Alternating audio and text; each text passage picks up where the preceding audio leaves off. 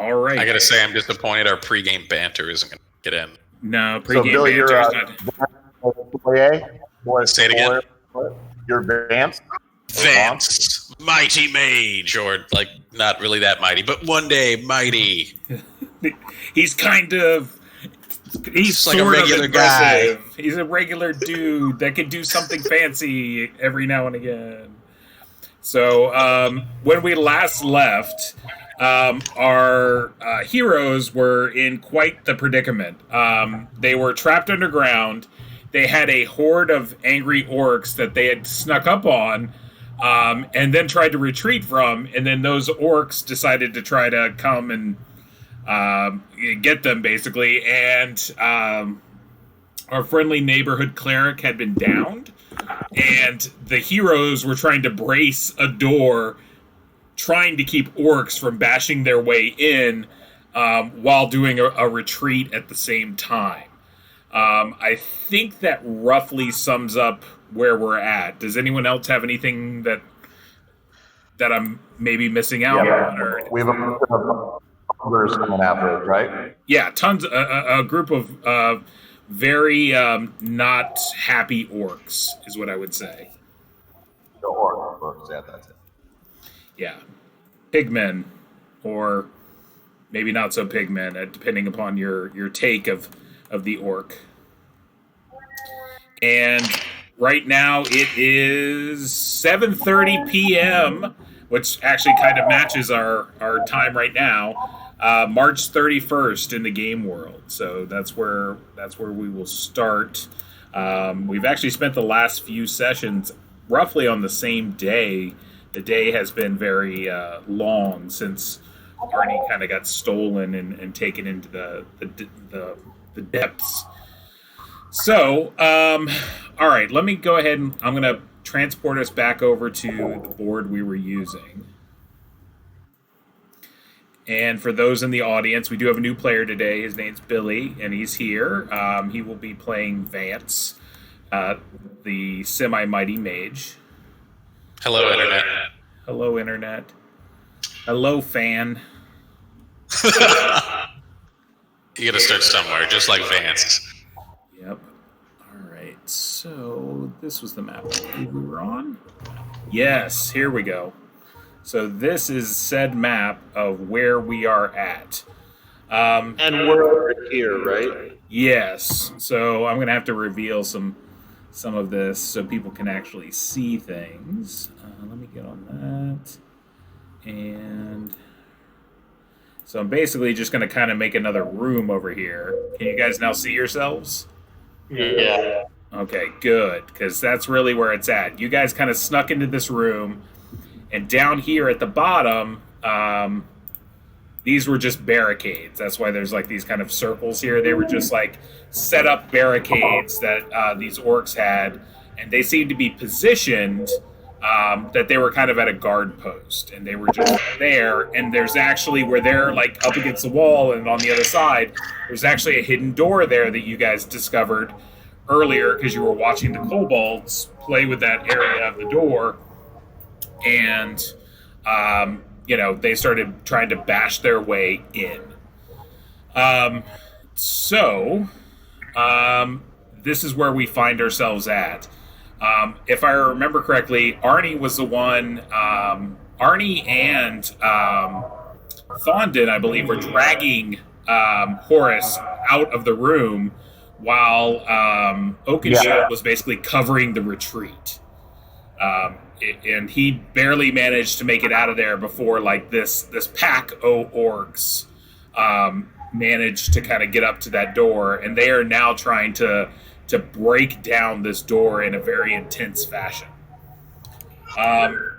Okay, so we are going to go ahead and go to, I guess Oakenshield would be the most natural person. Oakenshield, what are the three of you that are conscious doing? These orcs are definitely bashing this door down. You start seeing splinters basically of the door. The boards are literally shivering. It's not a door that was made to resist a lot of damage because it's a secret passageway. So it's not even like an iron banded door or anything like that. This is just a very simple thing that was designed to be a disguise. I was planning on trying to hold the door while she was unconscious, right now? He's unconscious, and he's a rather large man in plate mail, so he's not the most mobile thing to carry around. So my plan was to hold the door while they trying to revive him, patch him up. Okay. So you're trying to hold that door and make that happen. yes. All right. Arnie and Fondid, what are you guys doing at the moment?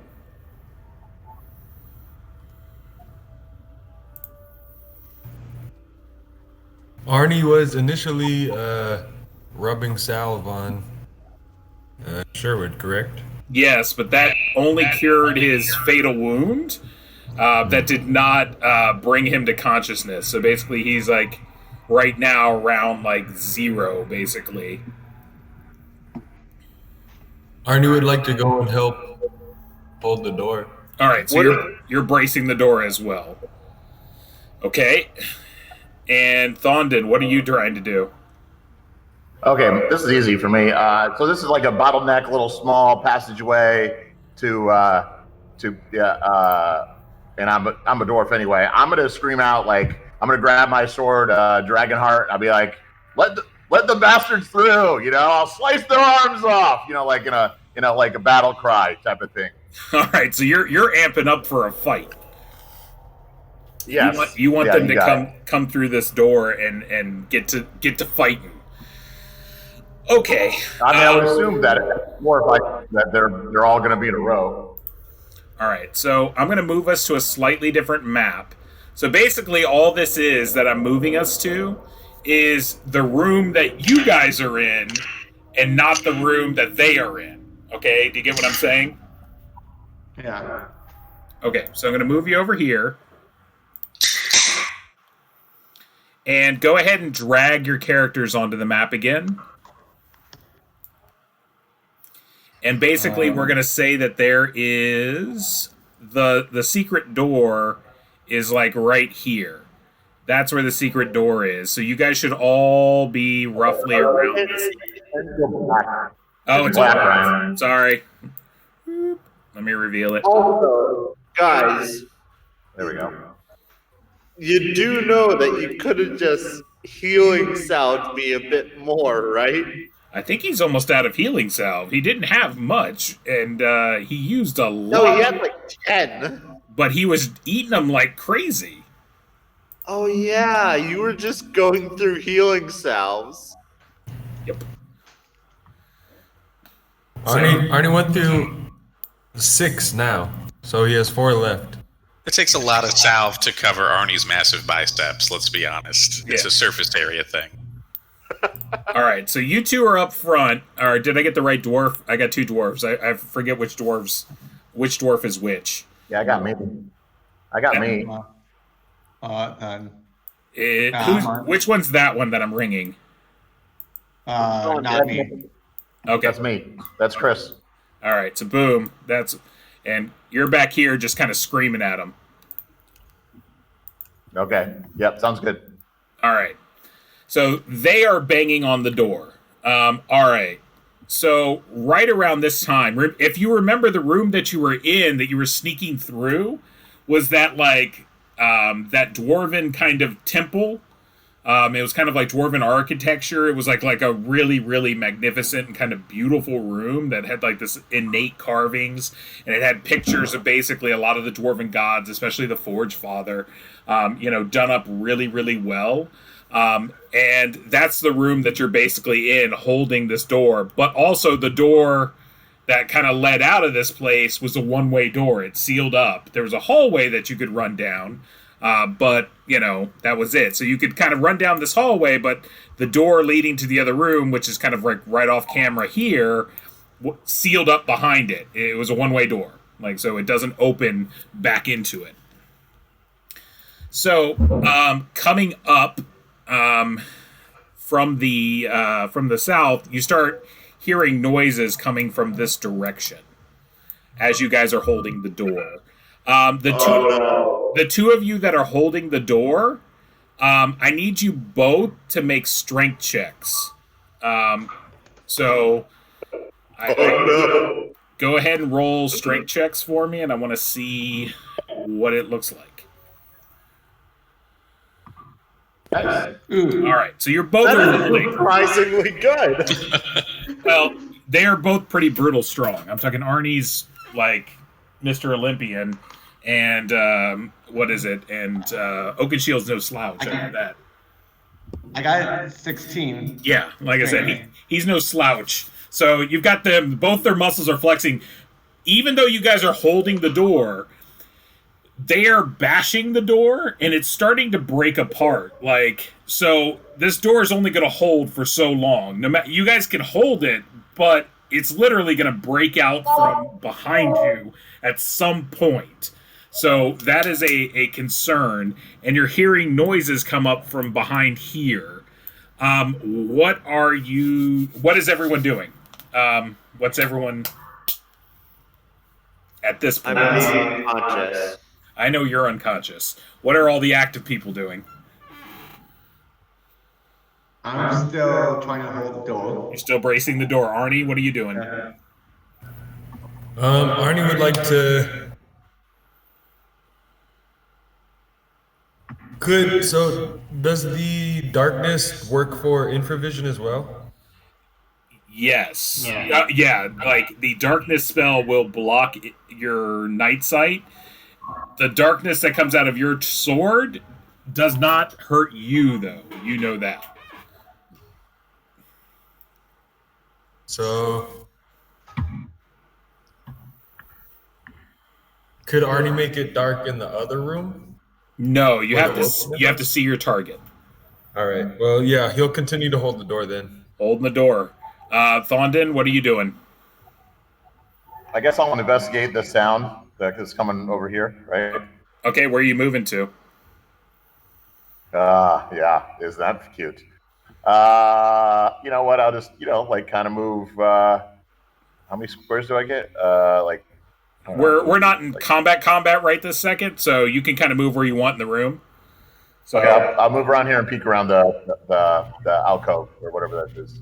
All right, Well, so could Arnie change what he's doing then?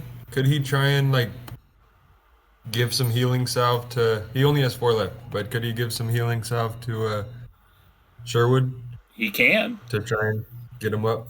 You He'll can use 2. All right.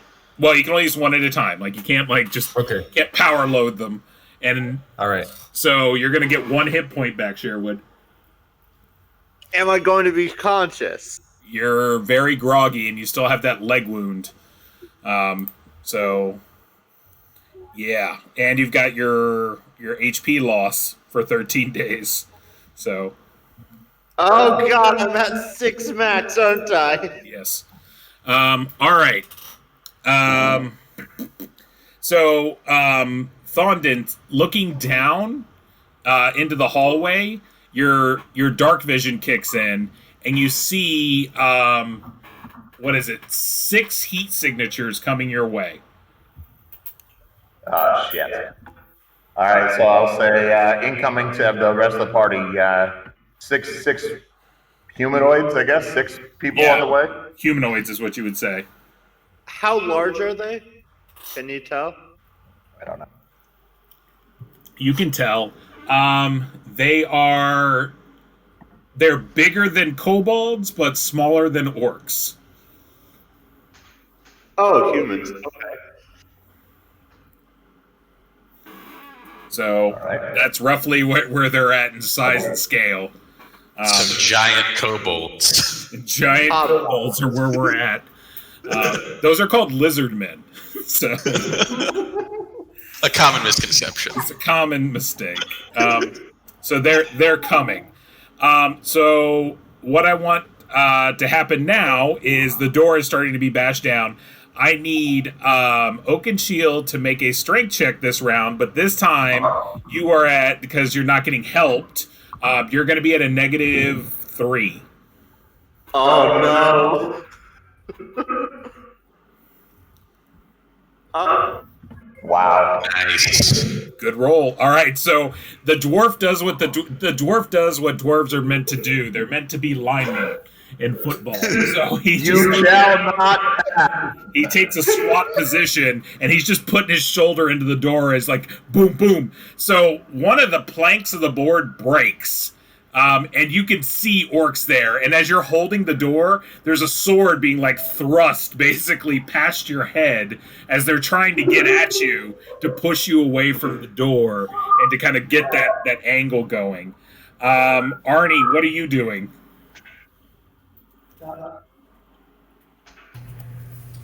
Arnie would like to go over towards, I believe it's Thondon. Okay.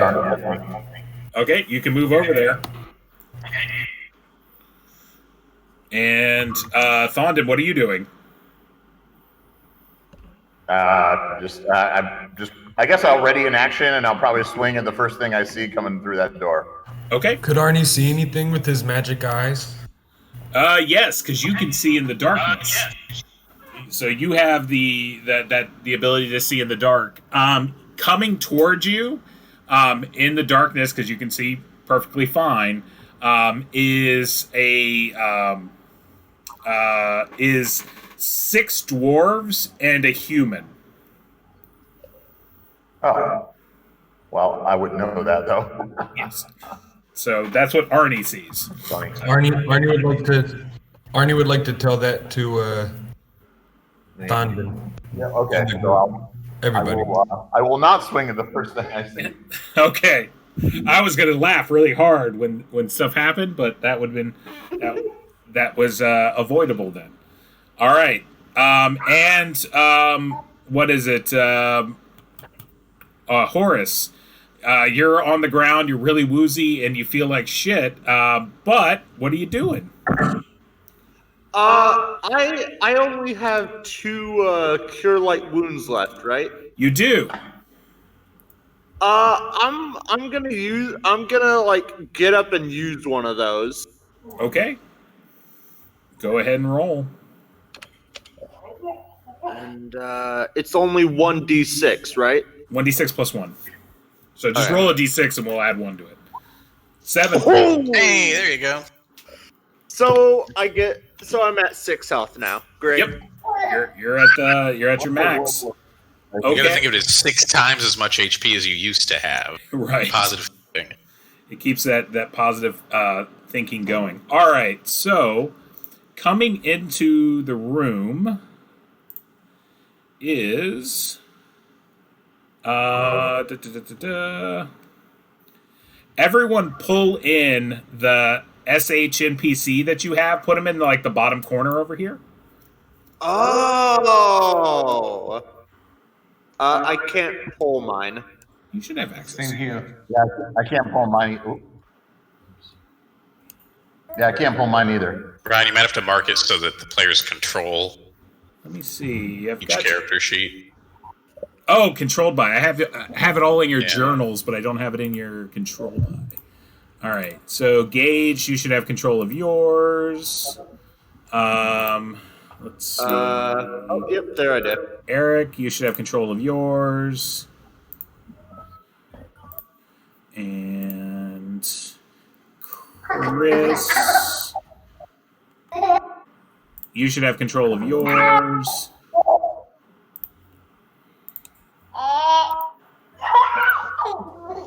Tasso, you should have control of yours.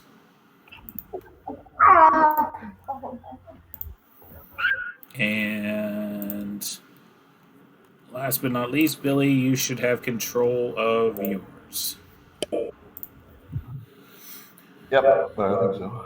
Now all the tokens look the same, so you're going to have to keep track of which one's y'all's. But yeah, they should all be coming in roughly over here.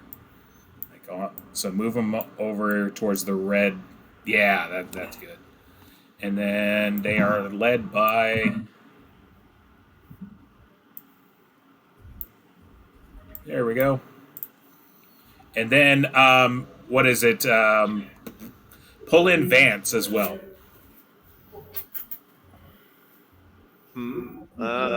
Billy, Got pull him in. Boom! He's there. So, so what ended up happening? So we can do a little flashback. Is Vance was traveling to Iron Guard Mott to visit some friends, basically, some longtime family acquaintances. When his caravan that was traveling to the area was waylaid by hobgoblins. Recognizing your mastery of the mystical arts, they decided instead of killing you to go ahead and take you back to their lair, and they were going to basically use you to learn different mystical things and teach themselves the way they teach some of their people some of the more magical arts so they could be more efficient in combat. You were basically in a hobgoblin fort, for lack of a better term, that had been set up. You know for a fact that you were at least one more level down, if not two. It's a little confusing because this place is very, it's just very confusing in its layout. So, but the Hobgoblin Fort's levels in whatever this horrific dungeon is below where we are now. Correct. You remember they brought you in a back route. You didn't come in and go down a couple levels. They brought you in and there was a hole basically in the side of a mountain range, and they brought you in that way. Okay. So there's some sort of exit. The only thing they weren't counting on is the fact that you still had your charm person. And you basically were able to use the charm on one of the hobgoblins and kind of get out of the fort. When you ran across this group of reasonably good-natured dwarves who seemed to be there on a mission of learning. The leader of the dwarves, his name is Snorri, and Snorri's a master dwarven engineer, and he's come here to study dwarven craftsmanship that is in this place. And the people that are with him are his assistants / bodyguards. Gotcha. They ran into you, and they're like, "We can't just leave this guy, to die in the depths." So they kind of agreed to try to get you someplace safe. And then they heard the commotion that was happening down the hallway, and y'all hurried up here to see what was going on. In this safe. Well, Master Snorri. Yes. Clan du Foray will be forever indebted to the doughty dwarves of this mountain. Yes. Oh, my gods, what's happening? Yark. So, this is the same dwarves that you guys ran into earlier, and they kind of, went their separate ways because they thought you guys were a little rude. This is that same group. We were definitely rude to them. Yeah, a little bit. So, but can we? Sorry, it's just can we color the dwarf with the our own dwarves? Yeah, if you want to put a dot on them, go ahead. Do whatever you want to mark them to know that it's yours. It doesn't bother me at all. So they're yours to do what you want. So, now we're kind of into some shit. So basically, Snorri takes a look. And in Dwarven, he's going to speak to Thondon and go, "What's going on here, cousin?" I'm going to reply in Dwarven. There are about, I'll say 20 orcs coming through that door next to my friends. You see, as soon as he says orcs, you see, there's two reactions that happen. One of hate and one of a little bit of glee. So he's a little happy, but he's also a little kind of disgusted. But if it had to be something, orcs are good. Goblins would be better, but orcs are good. So he looks back at his men, and he's like, take position. So we're going to switch into some form of combat rounds here at this point. So we're going to do our lovely initiative to kind of see what's happening. So let's start at the top of the line. Let's do Oakenshield. Go ahead and roll initiative for the group. Billy, I do group initiative, so roll a d6. Yeah. That's all I do. Roll a d6. You guys roll a d6, and we see who wins. So you guys, I rolled a 1. So you guys got a 3. So do you want to go first or do you want to go second? Let's do first. You guys go first. So there's some defensive positioning needs to happen. Yes. Yep, so I like first. whenever you do your action with your character, you can also do whatever you're going to do with your dwarf. So everyone's got a dwarf assigned to them. So that way I'm just not controlling all the dwarves. They have character sheets, so theoretically they're clickable. So you should be able to do their attacks and everything like that. Nice. So that should be solid.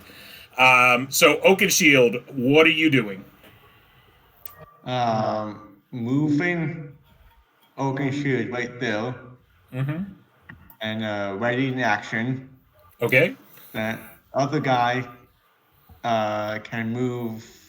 How many squares again? They've got chainmail on, so they should be able to move. 8 squares. Okay. Are these 5-foot squares? Yeah, they're 5 foot. And he's going to go right next to me and ready in action. Ready in action to attack whatever comes through that door. Yes. Okay, Horace, what are you doing? These guys have shields, right? Yes, the dwarves have shields. The only one who doesn't is the leader, Snorri. Snorri actually doesn't have a shield. Actually, no, he does. Yeah, he does. Yeah. So yes, they all have shields. So what is their AC? Just they're wearing chainmail and shields, so they have a 4. Okay. I think I'm gonna back up to how far can I move in a plate? You can move 6 squares. I think I'm gonna move back to here, and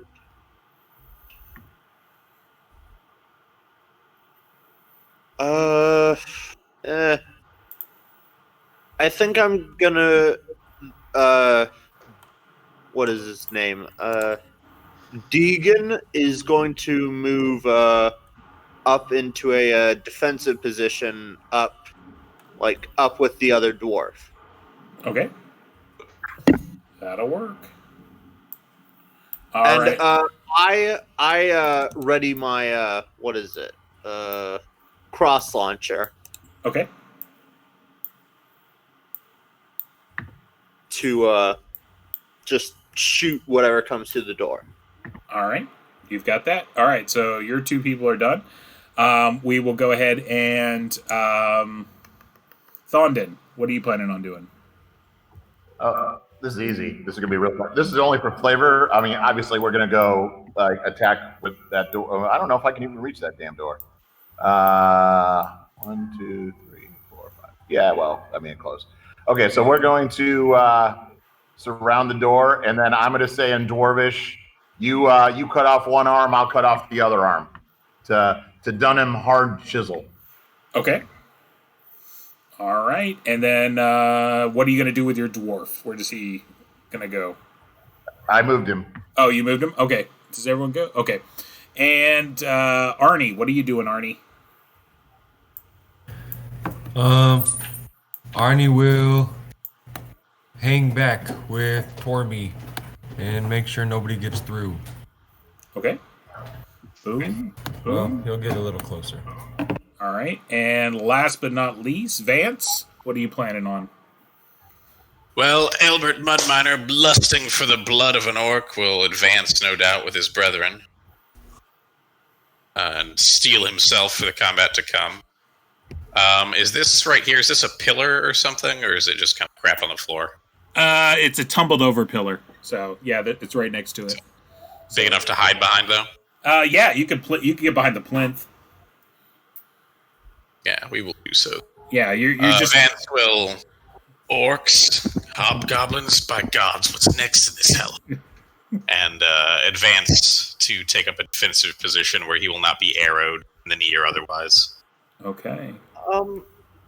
I just have to ask. I can shoot over dwarves, right? Yes. We made the agreements in the beginning of the campaign that we wouldn't do anything about people in combat and stuff. So missile fire can fire into hand-to-hand. As long as you guys can do it, the enemies can do it too, though. So that's the only thing that keeps it fair. So, All right. all right, you guys got into position. Now it's time. So the door gets kicked open with a loud like boosh, and one of the orcs comes running in. Everyone who readied an action, go ahead and take a stab at him because he's coming in like a hurricane. So go for it.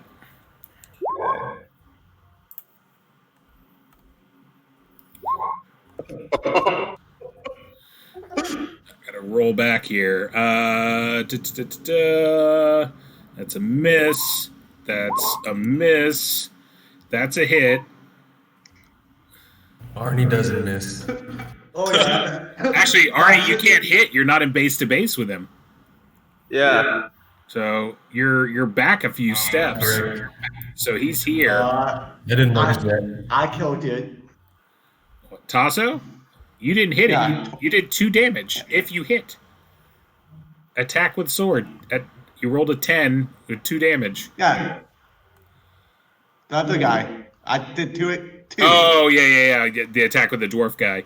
Yep. Yeah. Then my character got 22 with 11 damage. Yeah, and Chris, Thondon also got a 19 with 9 damage. So both of those were pretty much going to do it. So pop, that guy's gone. So basically he comes charging in and just kind of gets mowed down.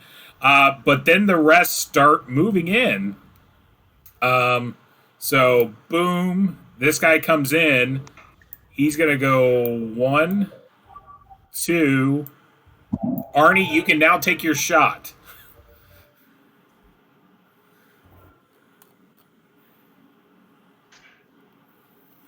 If you want to, Arnie. Careless Whisper attack. 11. That is not going to hit. So he'll move up into here. And... what about Deegan? Does he also hit or no? Yes, you can go ahead and do an attack with Deegan. That's fine. Tormy hit the dwarf with Arnie. He's right here. Yes, go ahead. You can roll 2 dwarf attacks. Those are both misses. So that guy firmly plants himself there. All right, so another guy comes running in. He's going to plant himself there. Another guy's about to get flanked, isn't he? got a guy there. This guy comes in. He's going to take an action. He is going to try to push Oakenshield back. So Oakenshield, make a save versus petrification. 1.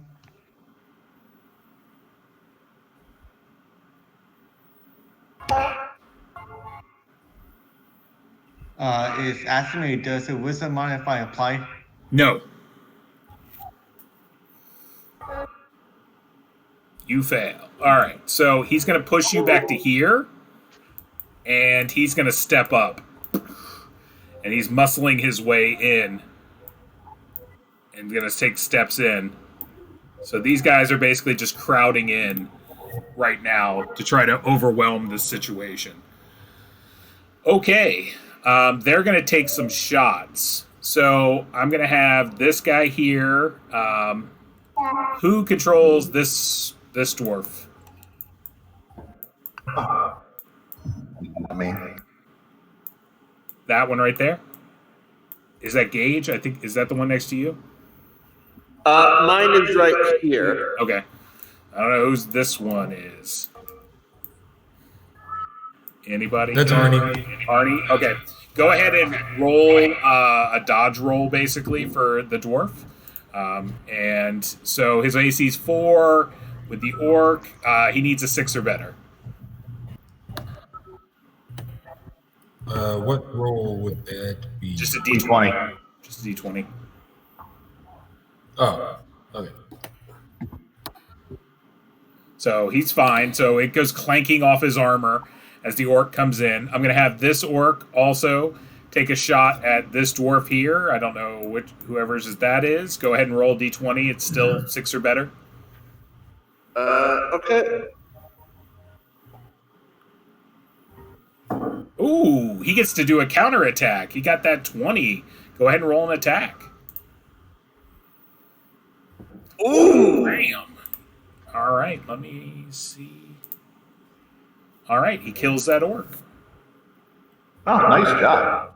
Wait a second. They have that little health? Some of them do. They have random amounts There's of a lot of them. There's a lot of them. All right, so this guy up here is going to go ahead and attack Thondon, I believe. So Thondon, go ahead and roll. Yep, D20. They say quantity has a quality all its own. Yeah. Oh, hey, I can do the same thing. You can do the same damn thing. That's me.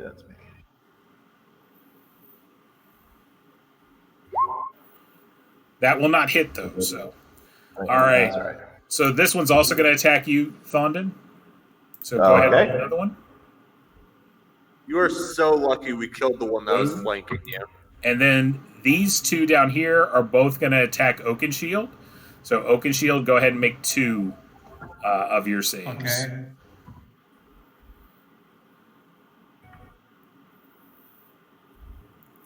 Ooh! Go ahead. Yeah, those both. The 5 even misses because your armor class is incredible.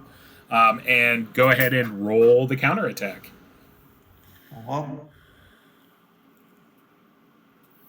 Bam!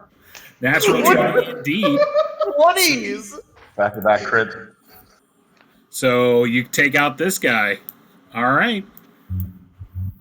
That was a bad round for them. Yeah, what was with all those nat 20s? When I you guys rolled- roll like a million 20s, that it does help versus an orc horde. I rolled a 22, a 20, and a natural 20. So Yeah. 23. You rolled 2 nat 20s in a row, Tasso. I know. I'll move Snorri up a little. The law of averages. You rolled 1s last week. Actually, Snorri's going to move Or over last time we played. next to Vance, No. just to make sure that the wizard has someone. All right. That was a round. All right, so Oakenshield rolled initiative. Horace, go ahead and roll initiative this round, because we are rolling into a new set of things. Oof. All right, so my guys get to go first. So they are going to file in.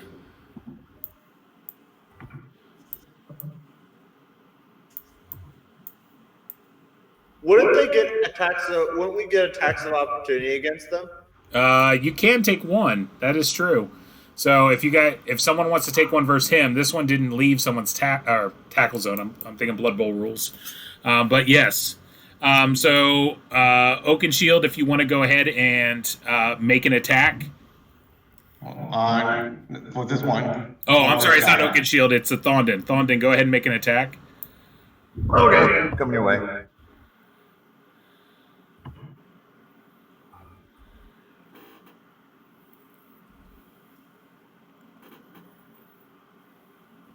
Nope. Okay. This guy's going to fill in.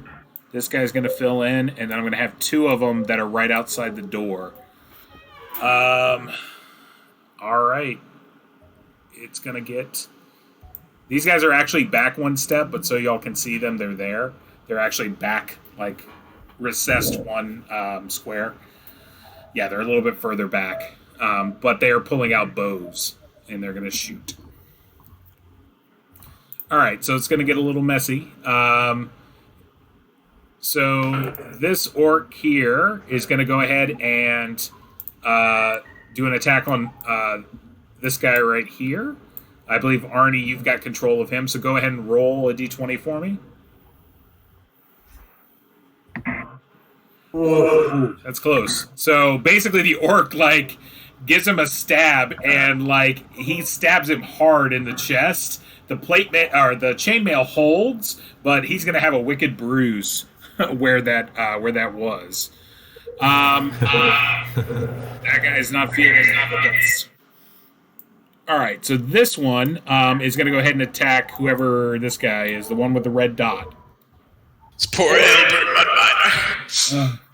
He's go ahead and roll a d20, and he needs to get 6 or above not to get hit.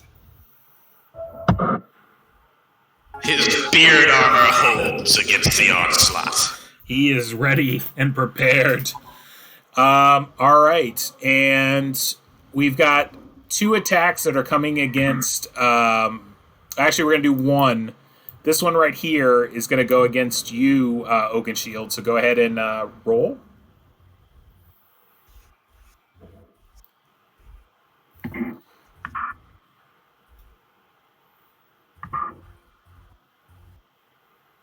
So I gotta say, these dwarves don't have much.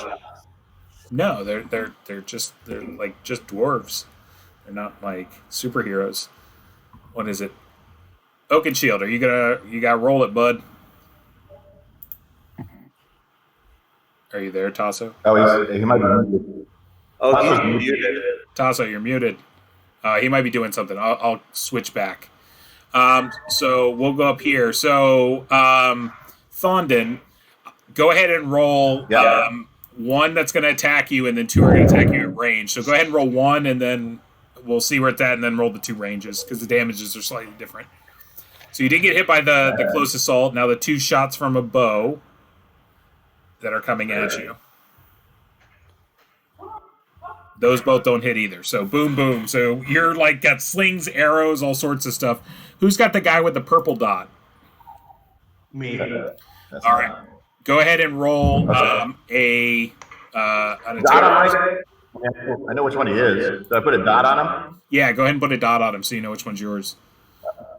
Okay. I'm going to do that. Wow. He's gonna get hit. He takes 1 point of damage. That is not the worst thing that could have happened to him. And you've got 1 coming at you, Oakenshield, so go ahead and roll it. Yeah, hold on. That's going to take you. That's going to give you a hit. All right. You will take 8 points of damage.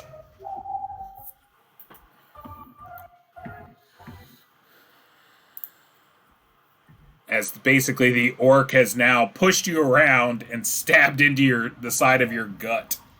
And you have a lovely little wound that's peeking out. He's just bullying you. He's just giving you the business. And then lastly, this orc up here will attack the dwarf right next to it. I think that's yours, Chris, if you want to go ahead and make a roll. Yeah, he's all right. Okay. Then it's y'all's round. Y'all can do what you want to do. So You guys can coordinate. my guys. You can go in any order you want. So I'm going to the NPC. I'm going to attack the guy that attacked him. okay, go ahead.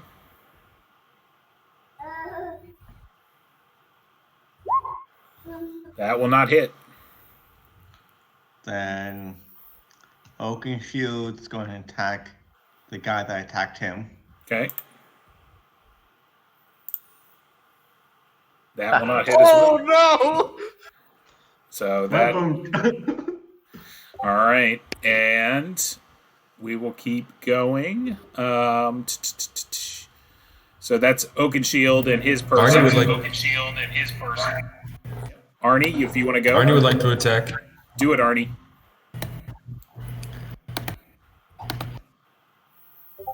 13 will hit.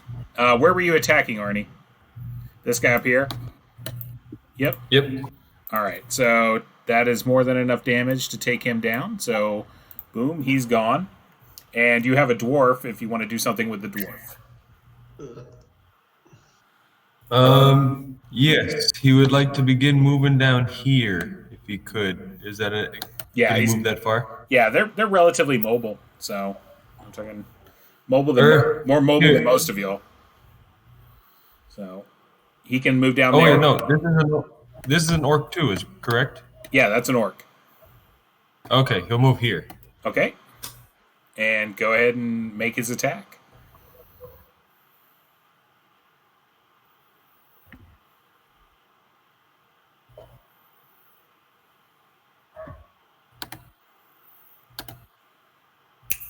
No. All right. And Billy, what are you going to do? Well, Albert, seeing his brother fail to slay the orc, will laugh. Let me show you how it's done, lad. And swing with his mighty sword. His lovely sword. Not making a fool of himself. He lightly caresses the orc. He gives him the ever so gentlest. It was a gentle kiss. So that didn't happen. And Vance himself, does he want to do anything? So, describe again for me kind of the scene. We're in this ruined dwarf temple thing. Is there a light source of some kind? Like, what's the visibility like? There's light coming in from the other room because they had a bunch of braziers that are there that are up. And what is it? I'm going to say that Snorri himself has a torch. So I'm talking there's rough visibility in the room. Can I see past the orcs here where the door is to see them like bundled up back here? Yes, you can. You can see there's at least you can it's like being in a tunnel at like a football game. There's like a crowd coming in, so you can see that there's a lot of people there, but you don't know how many. But it's a lot. All right. So Vance, seeing his opening, then to begin chanting the ancient runes, will incant a spell. By the all-seeing eye of Arcantil, yield, servants of night. Cast sleep into the darkness, hoping to subdue several creatures. Sweet. Roll them 2d8s.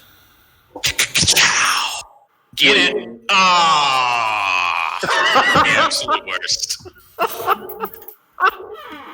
Unfortunate. You get at least got it out of the way now. First roll of the game. That'll do it. What was that spell? It was sleep. That sucks. That was sleep. So, all right. I will give you newbie props, and I'm going to let you roll the 2d8 over, just because I want the first thing you do to at least, be something. So well, and I did say a prayer to the goddess of magic. So, you did. Fortunately, her all-seeing eye is upon the adventurers today, and grants them great fortune. That is much better. So you that also shows you read the background material because you know who Incantril is. So I'm impressed. All right. So 14 hit dice of orcs are going to go to bed. That's all of them. So basically, the entire group of orcs, all the ones in here, and then several of the ones in the next room, you hear bodies just hitting the floor. Pop, pop, pop, pop, pop, pop, pop. And then, does anyone speak Orcish here? Arnie does. Arnie does. Arnie does. No, dwarves speak Goblin, but not Orcish. I thought they spoke Orcish. Oh yeah, you're right. You're gonna hear Arnie. You're gonna hear from the other room like, "Oh no," and then like you hear like, boom, boom, boom, boom, boom. So there was probably a couple that were around the corner that he couldn't see that have now like beaten feet. Could Arnie start to clean them up? Just go out, just take them out with Careless Whisper. I assume you guys are just taking them all out. Is anyone not doing that? Could Arnie do it specifically? That's the thing. Arnie can specifically kill some of them. Bloodthirst there, huh? Just for the sword, yeah. The sword's telling me to do it. Yeah, the sword loves it. The sword. That kind of sword, huh? He's got a creepy sword. Is everyone all right? How many bodies was that? I could use a refreshing in HP. So Arnie, you managed to kill 4 of them. Fine, get over here.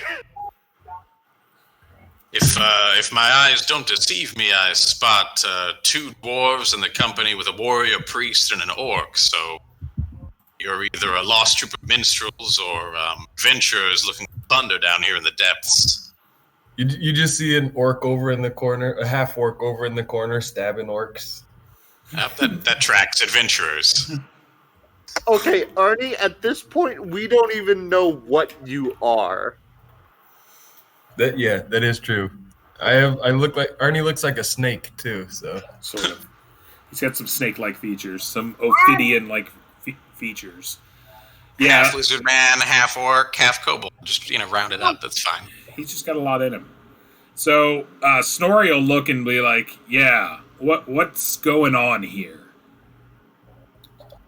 So Ryan, you were about to say how much it was, and then I said 4. You managed to get 4 of them. So Snorri's like looking around. He's like, "So, anyone wanted to tell us what happened here?" I guess I will. Last time we met, I saw the kobolds fiddling around with that wall, and I thought, hey, there might be something behind there. So when we came back, we looked through, and it may or may not have been an orc stronghold. Well, not stronghold, but more like an orc outpost. And they may have crippled me with an arrow. If there were that many and was just an outpost, then there are likely more. We should try to get out of here as quick as we can. He does have a point there, but I can't let them defile this sacred place. He's like, the architecture is beyond belief. He's like, no one has seen work like this in 100 generations. It would just be a shame to abandon it to those savages. Well, Master Snorri, well, I don't doubt your martial skill. Again, if this was just an outpost for this entanglement, there would be dozens, even more. He's like, what I see before me is 7 dwarves in a dwarven temple to the Forge Father, with one of the priest to the Forge Father. He's like, We could help. I don't see this as coincidence. I think we were brought here together for a purpose.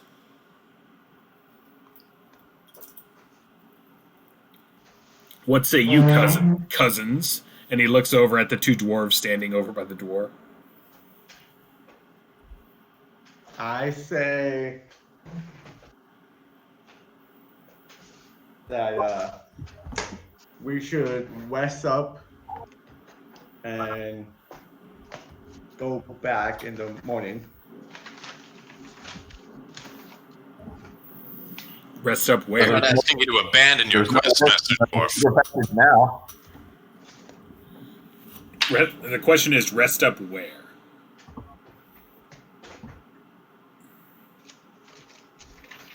Well, you all adventurers, have you seen more of this maze? Is there a strong point somewhere to fortify ourselves? There's definitely a lot to see. We could fortify this room, to be honest. Master Smith has an interesting proposal.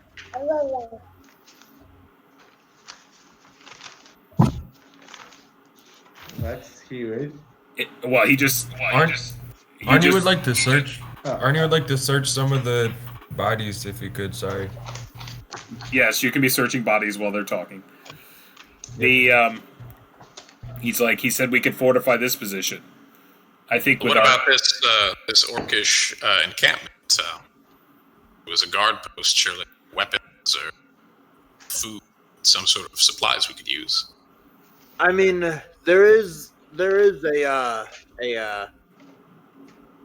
quote unquote town deeper in. I don't know if you have seen it. It's run by kobolds. Yes. It's more of a marketplace. Yeah. It's a full town. It is accorded neutral territory. I wouldn't trust kobolds to protect my belongings. Or our throats. Exactly. But there is a place by there that is it is an open area that we could defend. It has portcullises. It's quite an easily defendable area.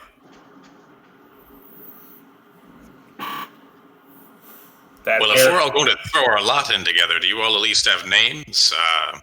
My name is Vance, minor magician. Glad we stumbled on each other. It seems fortuitous. The master engineer is right. Arnie's name is Arnie Abelgut. Arnie would like to say hello. Greetings. Sorry, forgive me. My name is Horace Sherwood. Master Priest, a pleasure. I am Snorri Broadshoulders of the Engineers Guild. And these are my compatriots. Aelbert, Liam, Dunham, Tormy, and Deegan. Tormy nods in approval. My name is Thorn Oakenshield. A mighty name amongst the dwarves. I hope you wear it well. And you, cousin dwarf, your name? He's looking at you, Chris.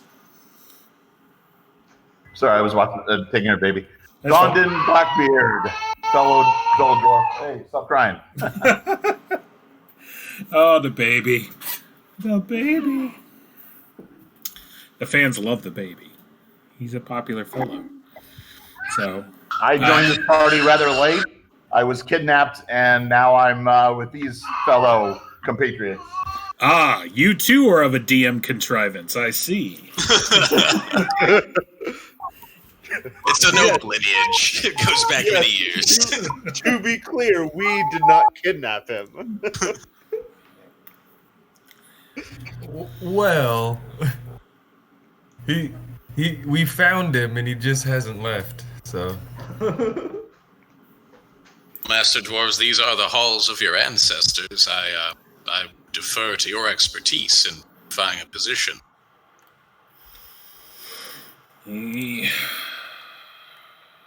All I know is that we shouldn't go deeper if we want a place to fortify.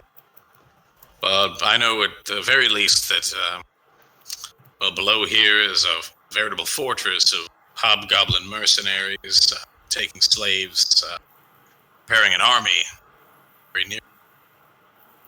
There seems to be quite a bit going on wherever.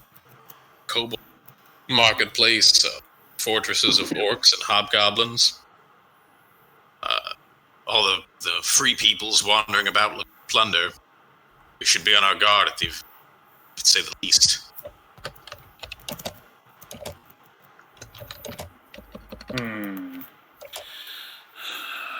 We're going to find somewhere to hole up. Somewhere with either only one way in, perhaps, to fortify, or at least with a quick exit. Do we even know how to get out of here? How to get back to the surface? That is the problem we ran into. Yeah, where did you come from? Well, I woke up with a bag over my head. Door behind you. Not for the first time, mind you. But, the first time where I was handcuffed, too. Snorri will look and he's like, I have a detailed map of the places that we have been. Oh, might we exchange notes? I am mapping out the dungeon as well. It's like, indeed. He's like, I don't know if now is the exact time to be doing such things, but we can exchange notes later.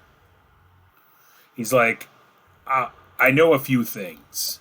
He's like, I can tell you that this is the first. We are on the first floor of the main structure.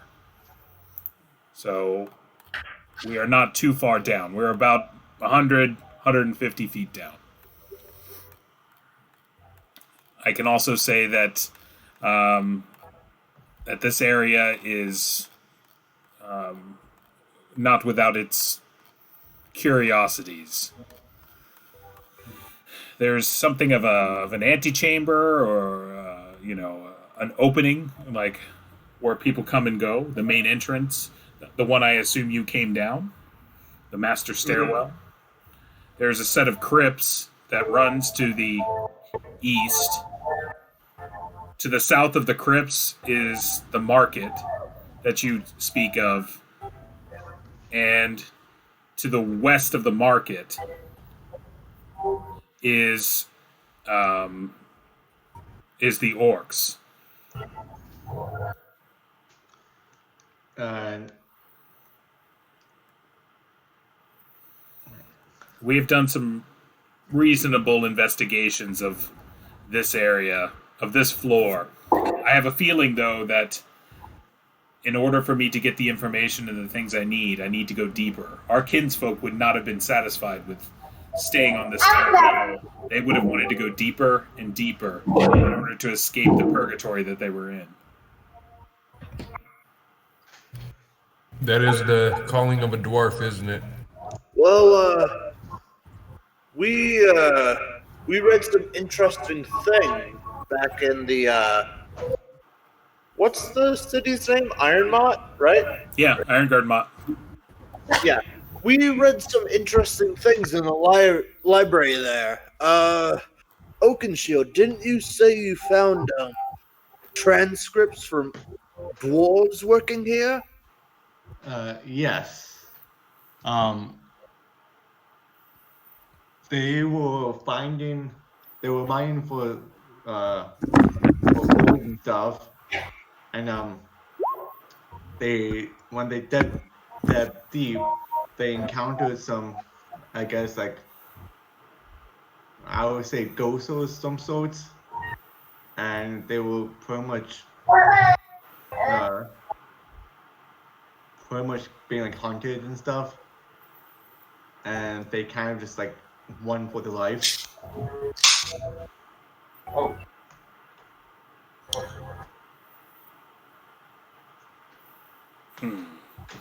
I think the deeper we go, the more we'll run into the necromantic thing that we've read went on here.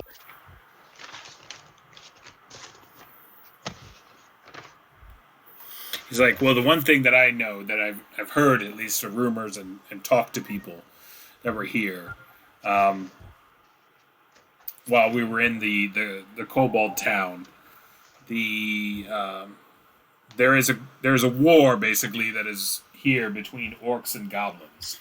They are terrible enemies of one another. They don't like each other one bit. So any damage that is done to the orcs is well respected by the goblins. So be that as may, but goblins make me want to spit. So that is something to at least be known.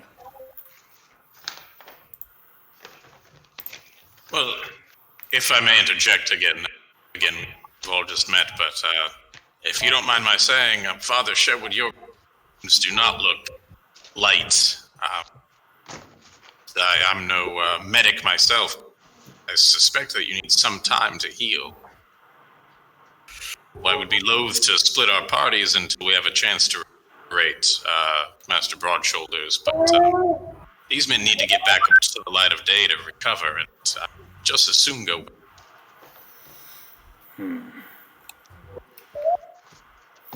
Aye. It's like, I can show you to the surface. Oh, really? We were kind of lost, so that would be much appreciated. I do not know if it is possible further in your debt, Master. It is, I certainly can. Alright, so I'm going to pull you all over to the master map.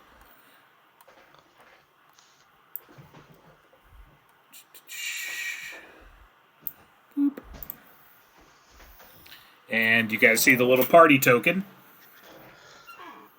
Oh It's yeah. on the bottom right. Yep. So that's the secret door. Room 16 was where the orcs were, and that's where the orc kind of little like bastion or base or whatever, operating post, whatever you want to call it. This room right here, 19, is the dwarven kind of complex, the little underground kind of temple, and then you've got some other stuff that's around here. Snorri will point out that the most direct way to get back is through the door right up here, but it can't be opened from this side. He's like, unfortunately, that means we have to go the long way. Well, Master Engineer, you've brought tools, I imagine.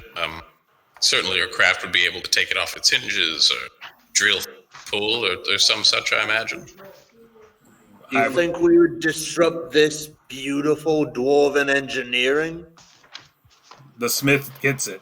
The smith understands. I would never mar the perfection that is this room and that door. Indeed. You see the dwarves, they almost have some reverence. This is like a really well done door. This is a it's the Mona Lisa of doors, man. It's like, if Norm had made it, Norm, what is his name? The woodcrafter guy. But anyway. From Dual Time. Well, that's the guy he was based on. There's a real guy in real life that's based on. Norm Abelman. But anyways, yeah, if he had constructed this beautiful, seamless door, and it's just almost undetectable, and it's just beautiful.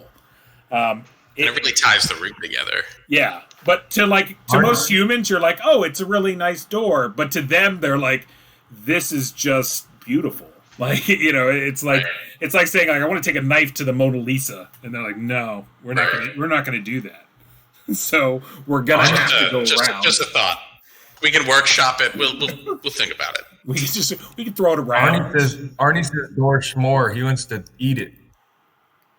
So he wants to take out that door. You've got 8 angry looking dwarves and probably a smith that don't want you to do that. That tell you that's not a bad idea. You're already your blood's already half tainted to them, so you're already on thin ice. Yeah. So Gage's horse is a cleric of the Forge Father. Yeah, Vulcan, the human equivalent of Forge Father, Vulcan. Okay. But yeah, okay. So they recognize the fact that the Forge Father has many names. If humans call him Vulcan, we call him the Forge Father. All right. So, gotcha. Is anyone wounded, hurt, or anything like that in the group? I am wounded. How bad are you wounded? No hurt. I think I only got 6 health left. Okay. So, what is it? Snorri pulls out. Snorri has an axe, a hand axe, as a weapon and a shield. But he actually has on his belt, hanging there, this beautifully crafted metal, forge hammer. Like a hammer that you would work steel with. And it's got, like a normal hammer. It's basically got the 4 sides of it. And it's also got the top. So it's got 5 runes in it. The 4, there's basically 1, 2, 3, 4, around it, are all the same looking. They're like a glyph that's been carved into it that's glowing faintly with a blue light. And on top, there's actually a different rune that's carved and it's red. He comes up to you and takes the hammer and just hits you in the chest as hard as he can with it. The rune basically on it lights up and light goes over your body. Roll a d6 plus 1. Actually, we're out of combat, so 2d6, take the best, plus 1, and gain that much back. I really want to learn the secrets of that hammer. So 3 plus 1 is 4. You got 4 more health back. Is anyone else hurt? As he looks around with a hammer. My feelings are a little hurt after the door thing. I I have 5 hit points left. I don't know if we're going somewhere else. You've got 5 out of how much? Out of 17, I think. Oh yeah, you're hurt. He'll go up to you and he'll crack you on the head basically with a hammer, like bam! Like it hits you really hard. One of the other glyphs on the side of the hammer, like the two basically hammer points, they like the glyphs are gone on them, and you feel this wave of energy go over you. I understand it. Oh, No, damn it. I do want to ask: is the glyph things are they similar to the one by the waterfalls? Yeah, they're dwarven. Yes, these are definitely dwarven glyphs that are on the dwarven hammer. Okay. I think. Okay, so you guys recognize them because you're dwarves, and it's like once again like recognizing what a stop sign is. Like you could just tell what it is. You don't even have to read stop. You can just tell with a red sign that looks like that means stop or slow down or don't move. In dwarven, like these basically the runes on there mean like good health or to your health or something akin to that emotion. They represent healing and life and those kind of forces. And the one on top, like that has something to do with bad power, but also anger, and it also has kind of a context of like fury. Like those things kind of combine together. Like it's got this kind of like it's hard to say because it's not a concept in English basically in essence because it's a foreign language. But yeah, it's got a lot of that wrapped up into it. So, and that's the one that's on top of the hammer, like on where the wedge goes in to the top. Fury Power is actually my pro gamer name. Yes, that's a good name. All right. Anyone else hurt? No one else hurt?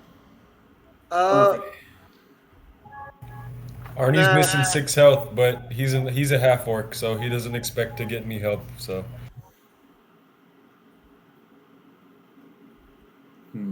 I mean, I'm hurt, but I can't heal anymore. So Yeah, you're as good as you're gonna be. I'm just really pale. All right. So they will. He'll put the hammer back on his side, basically, and it's hanging there. And he will continue to kind of move. He's like, we can continue on. He's like, you can tell he's doing mental calculations in his head on kind of like what's the best route to get back.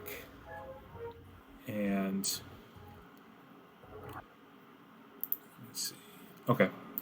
So, and let me move because we got the shot clock going. So that problem. So it is now for 7:50 p.m. today, and we're good. And are you going to use your lamp, Horus? That bug thing is still going, right? Still going. Yeah, I'll use my lamp. Okay. So the lamp and Snorri himself will have a torch lit, and you guys can continue and start moving along the hallways. I'm going to call an early break here for a second because I've got to use the restroom. I got to take a bio break. So it is 8:51. Why don't we meet back here in like 5 minutes? Okay. Get water, drinks, do whatever you got to do, and I'll be right back.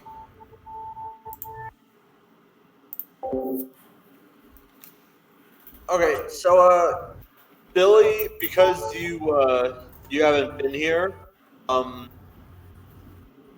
basically like what that bug thing is I just put it into the lantern and it just shines the light so I can control the amount of light coming out of it. You said is this a bug, like a glow bug? Yeah, I just like the sack from the glow bug and I just pop it in the lantern. It's cheaper than oil.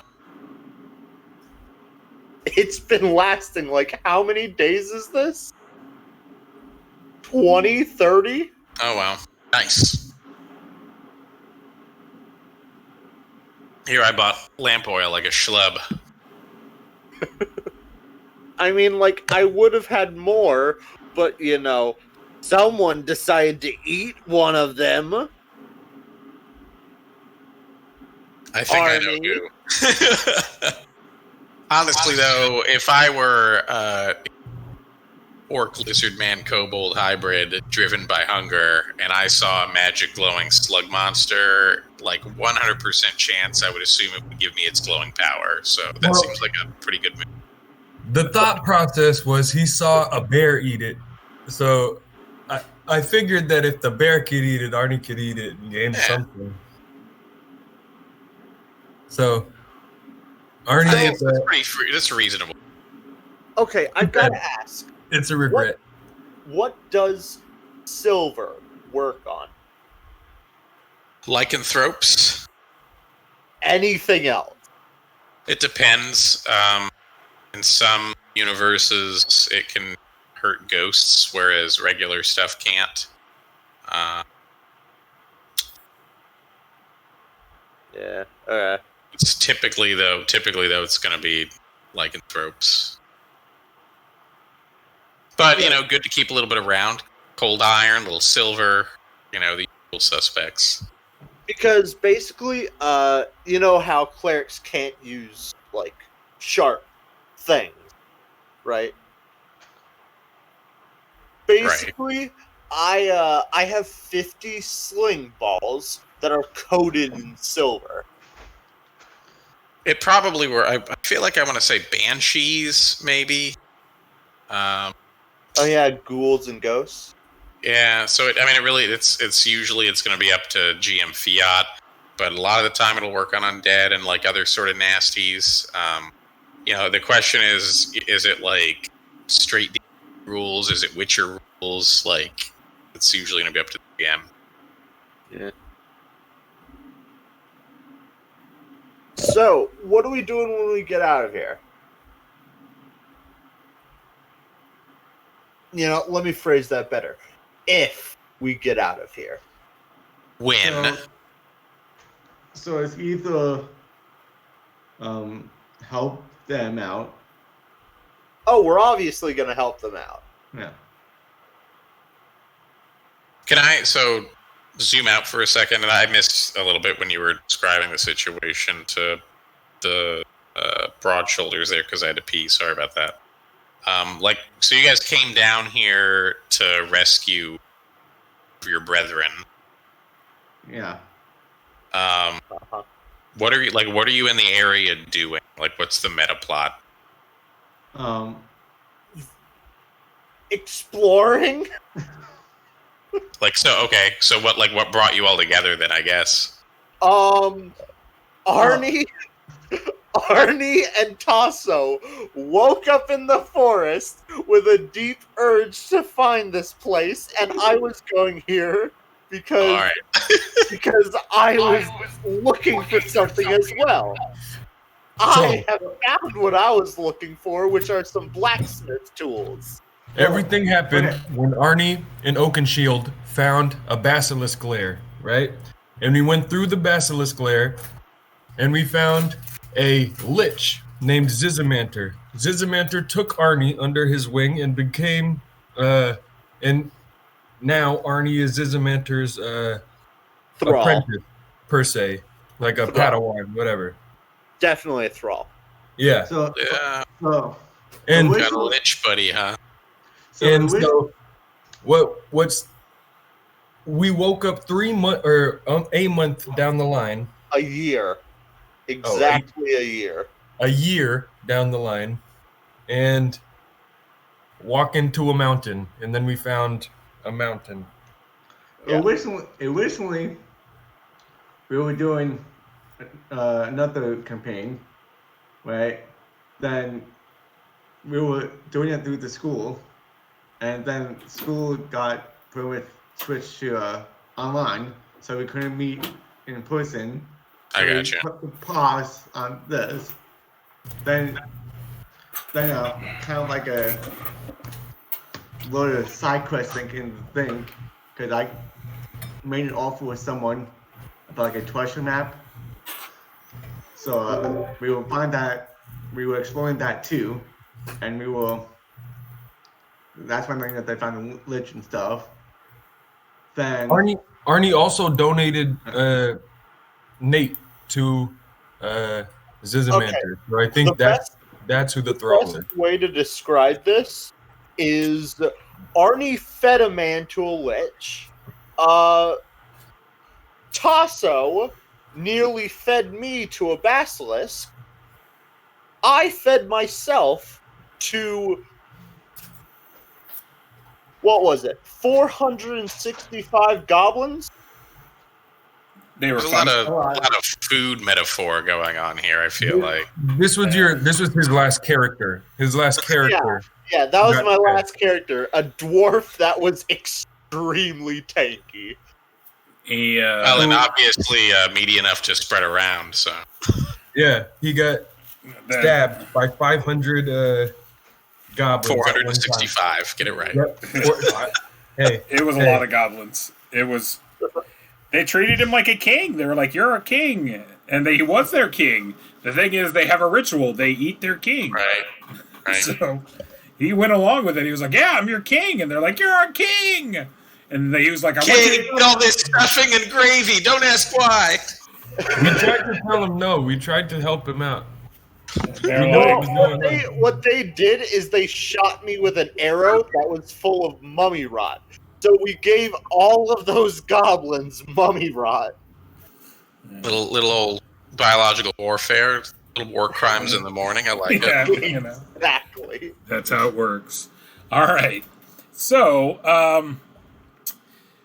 the story says that going west is probably the best route to kind of get back to the surface.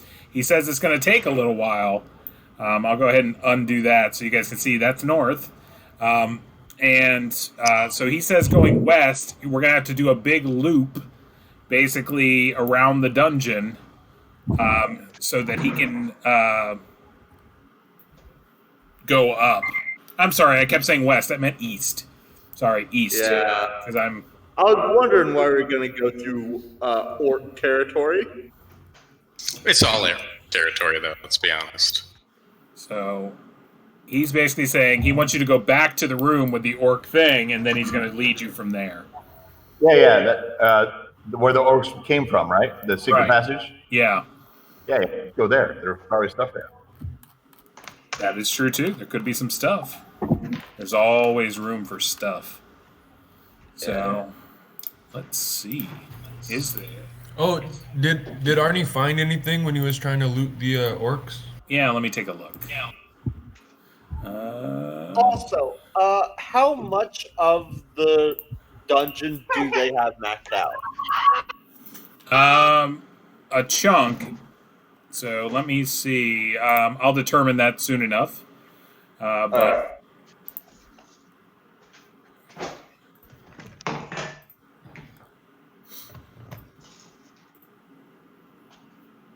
okay. So, all right. Back to Barrowmaze. All right, so you guys start heading out. So you head back into the room, and there's that like barricade over here. And Arnie, real quick, you managed to go and try to loot like all those bodies. So I'm gonna give you. Where's the D100? You managed to find 45 gold amongst all the bodies and everything like that that were there. I just doubled my gold. Let's go. If any of you want sword, a shield, they're wearing like leather, and or a short bow or arrows. Those are all there's plenty of all of those to go around. I would simply note my newfound comrades that I thought I heard the scampering of orcish feet after put them down. So there may be more coming. Yeah. He does have a point. So are these swords like just basic iron swords? Yeah, they're pig iron. They're not well made or anything like that. So they're orc swords. Could I melt them down and then like remake them into some good iron? You could in theory, but you'd have to carry them. They're heavy. It's going to slow y'all down. Depending on how many of these swords you take, it can slow you down quite a bit. How many before I am slowed down? I would say anything more than maybe like 3. I will take 3 of them. Okay. So you're able to like pack away and strap down 3 of them with all the other crap that you carry, because you're like, you look like the junk lady from Labyrinth. You can't go without your teddy bear. You can't. Okay, listen. I like carrying a lot of junk because we might need it. So,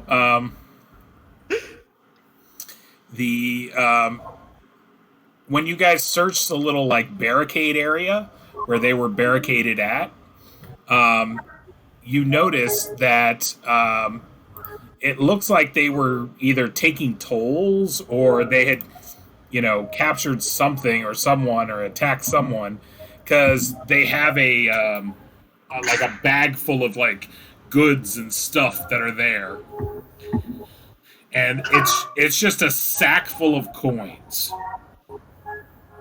How heavy is it? It's heavy. It's probably 300 pounds. And what's the max we can carry? Basically there's you have your gear, or you have your gear and a decent amount of treasure, and that if you have your gear and a decent amount of treasure, it slows you down. So this would be having gear and a decent amount of treasure. Well, forgive me again, folks. New to the adventuring thing. Seems that everyone that helped out gets a share. We ought to be able to split it up amongst ourselves and haul it out here, no? Arnie's with the new guy. Yeah. Vance. Pleasure. Yeah. He'll get it. All right, so you're gonna split it up amongst yourselves, and I assume the dwarven group And that's then with the you. dwarves. Yeah, We obviously. can split it 11 ways. So 11 ways.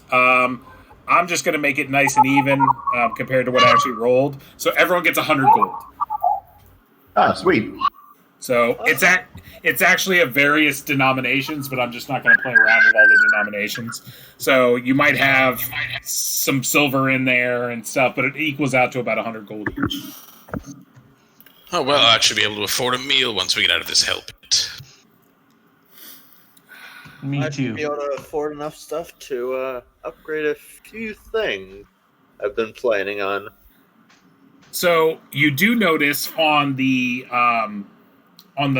sack itself, there is the seal of the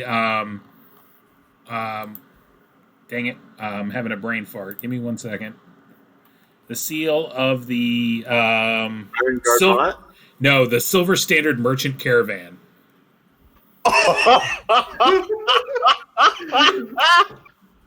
I'm taking that. Yeah! That Oh, wouldn't happen to Billy, be the you caravan don't that was know, assaulted. do you? That might have been the caravan that was assaulted with you. So That's what So money is being traded around this place because you were taken by hobgoblins, but money seems to be circulating in an economy here. So maybe hobgoblins hired the orcs for something, or who knows?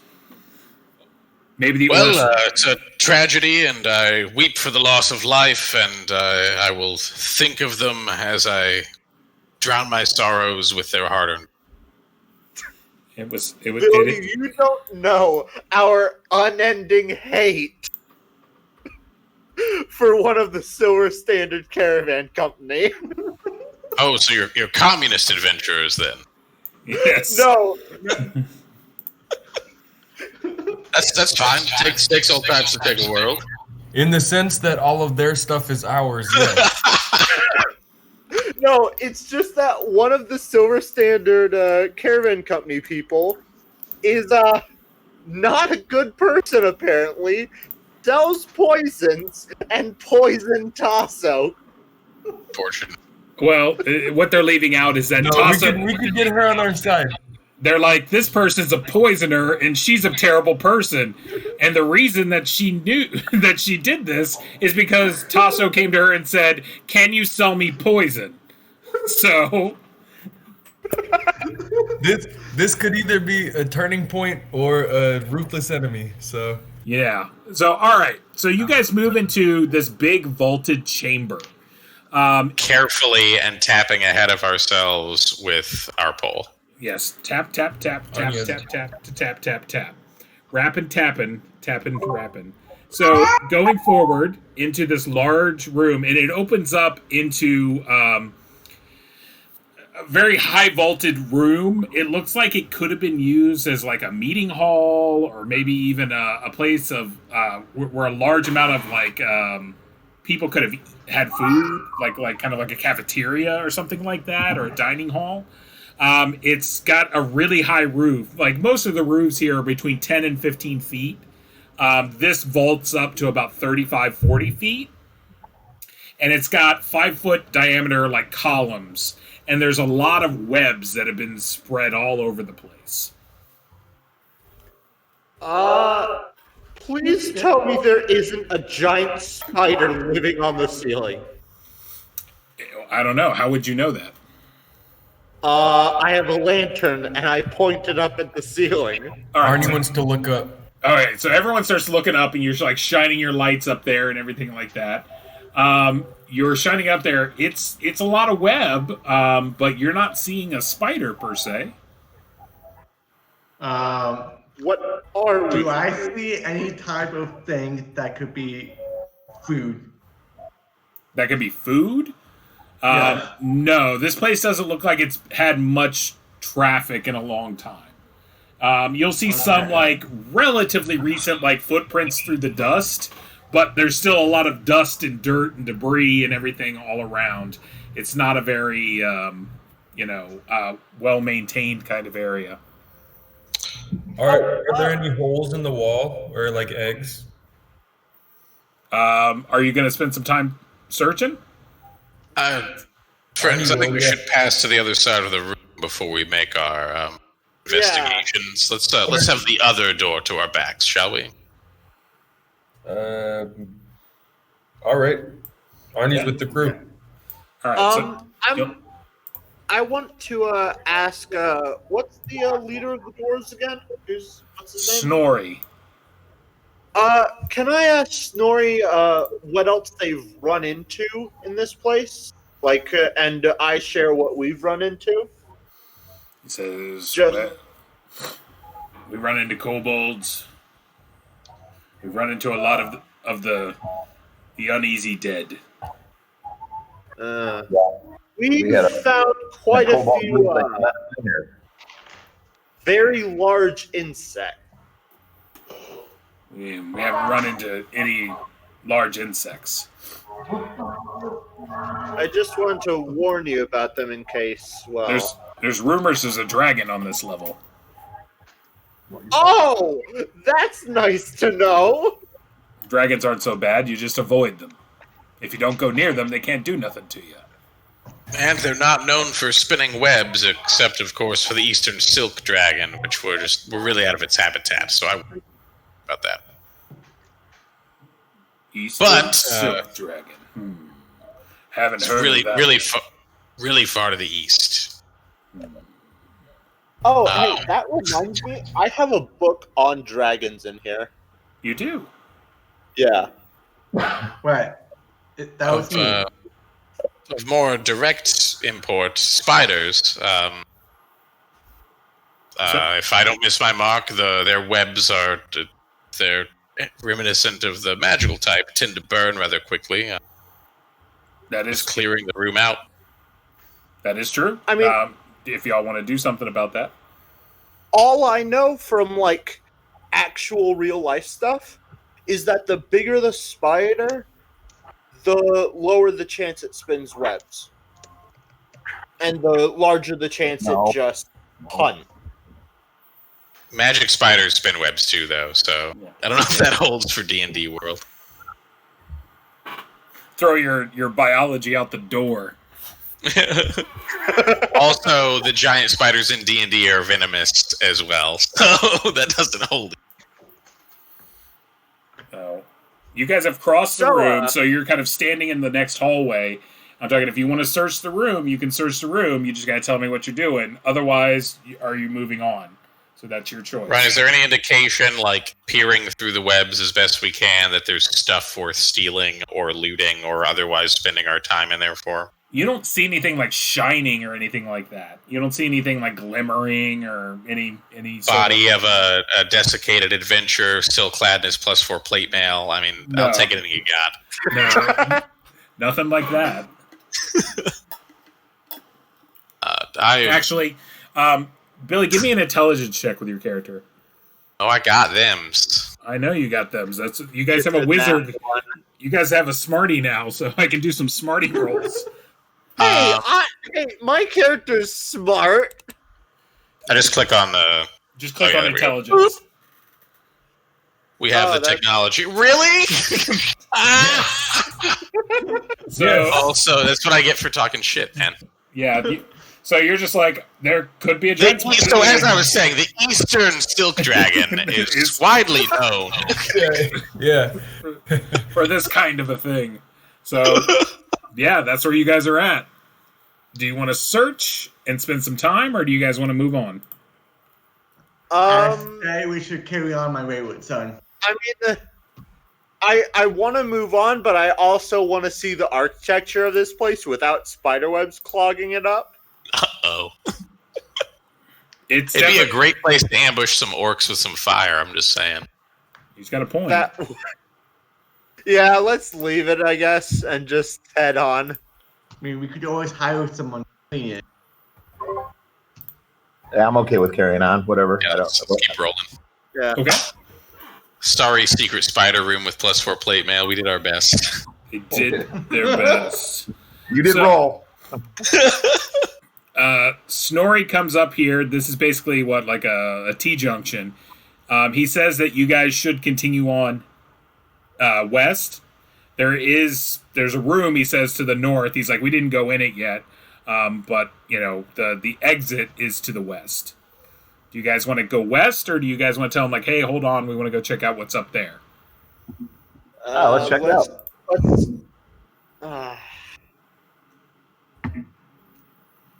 Again, just met you folks, but it seems like some rest and repair might be in. I would hate for an errant arrow to take down Priest of Vulcan. Yeah, how about we leave? Because I still have an arrowhead in my leg. I don't think anyone here is going to get it. It will. It's okay. After that roll, Billy, you don't even know where west is. That's true. I'm leafing through my monster manual looking for this silk dragon. It's important for me to find out exactly what it eats. There's a whole side quest I'm involved in. It's gonna happen. All right. I will Crushing it. have y'all continue to move on. So he will move you to here. There's another T junction here. He's like, we haven't gone south. I'm not sure what's there. He's like, but the hallway to the north is the direction that we should be headed. He's like, there's a door down there, but we haven't been in it. We literally. I mean, if there are orcs, shouldn't we go and see and kill them? Arnie's ear holes perk up at the sound of door. God, you don't even have ears anymore. But he has ear holes. Yeah, it's auditory receptacles. He lifts his head a little bit. He could also listen to the door really well, so he knows what's going on. He can see. Oh, give me 2 seconds, guys.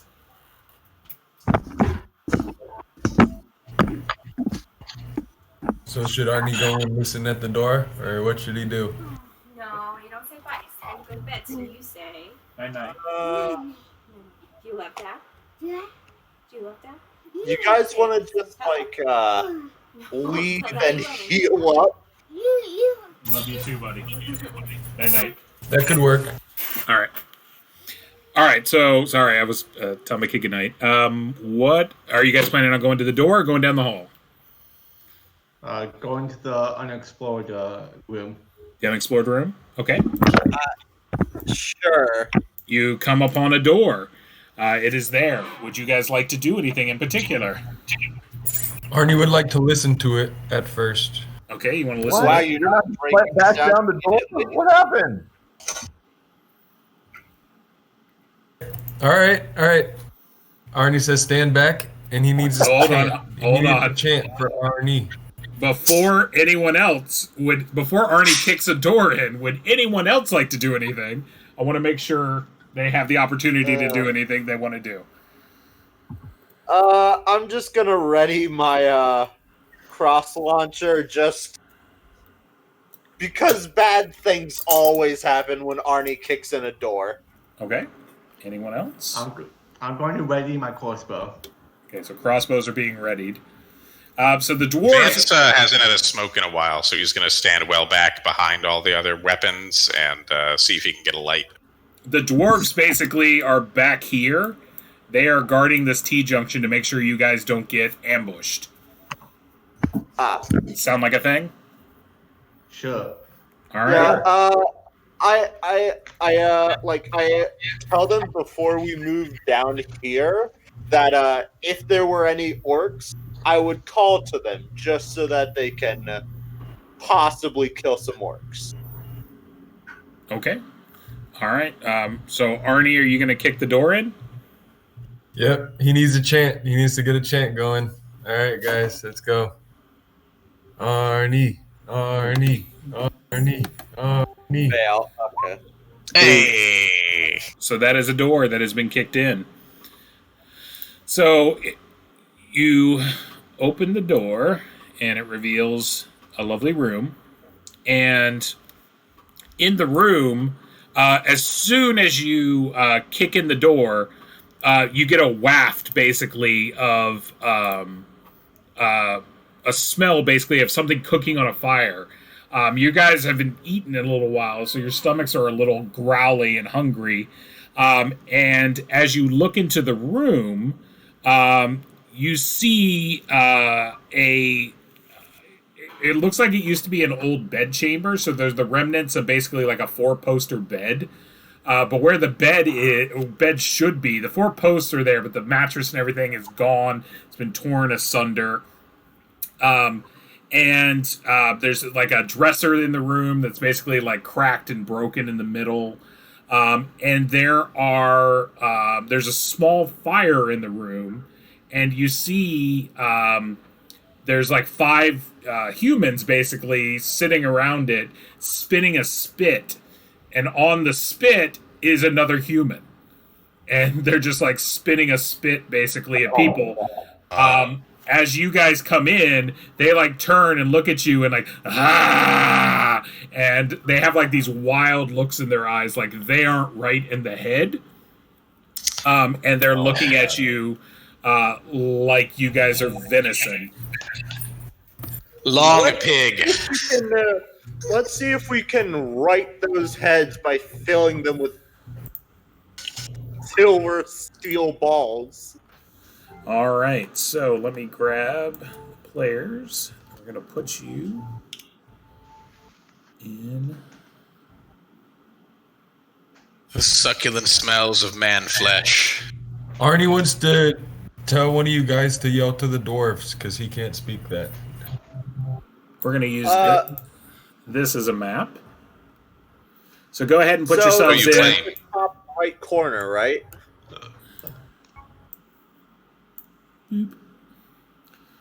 All right, so go ahead and pull yourselves in and put yourselves right by the door, like over here. And let me grab.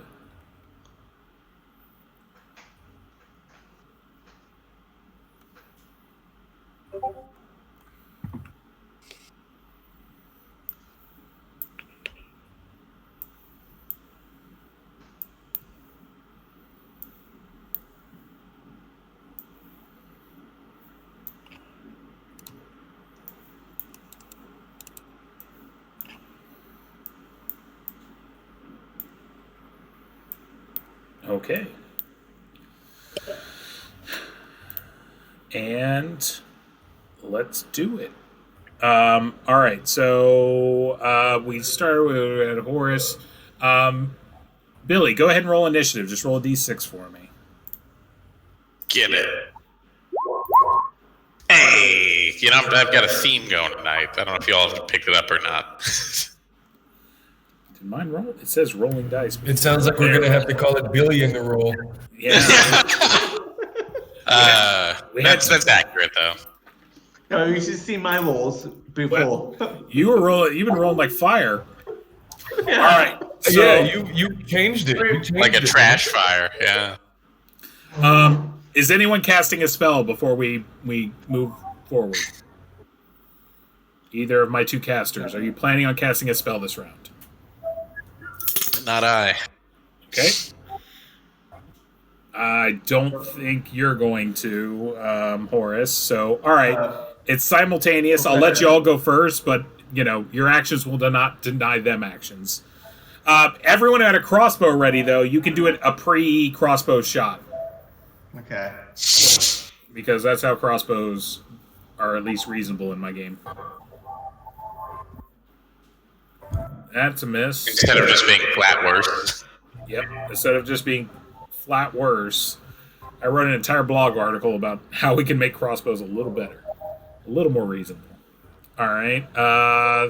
That misses with Tasso. Anyone else had a crossbow ready?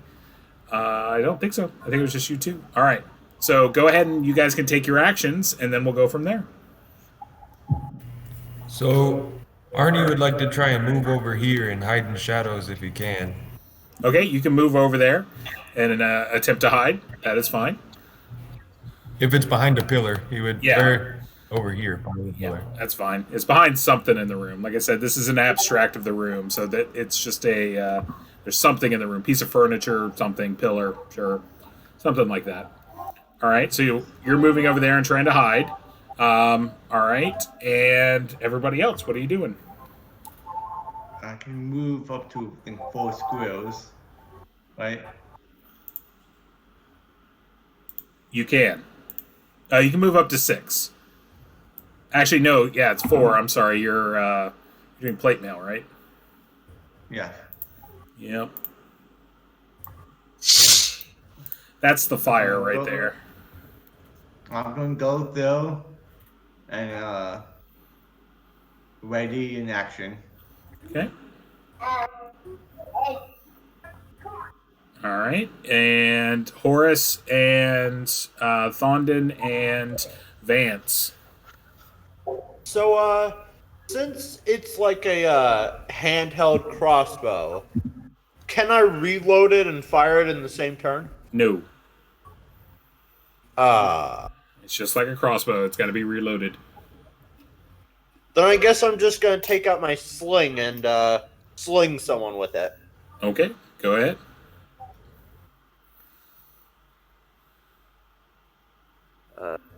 Sling That one miss.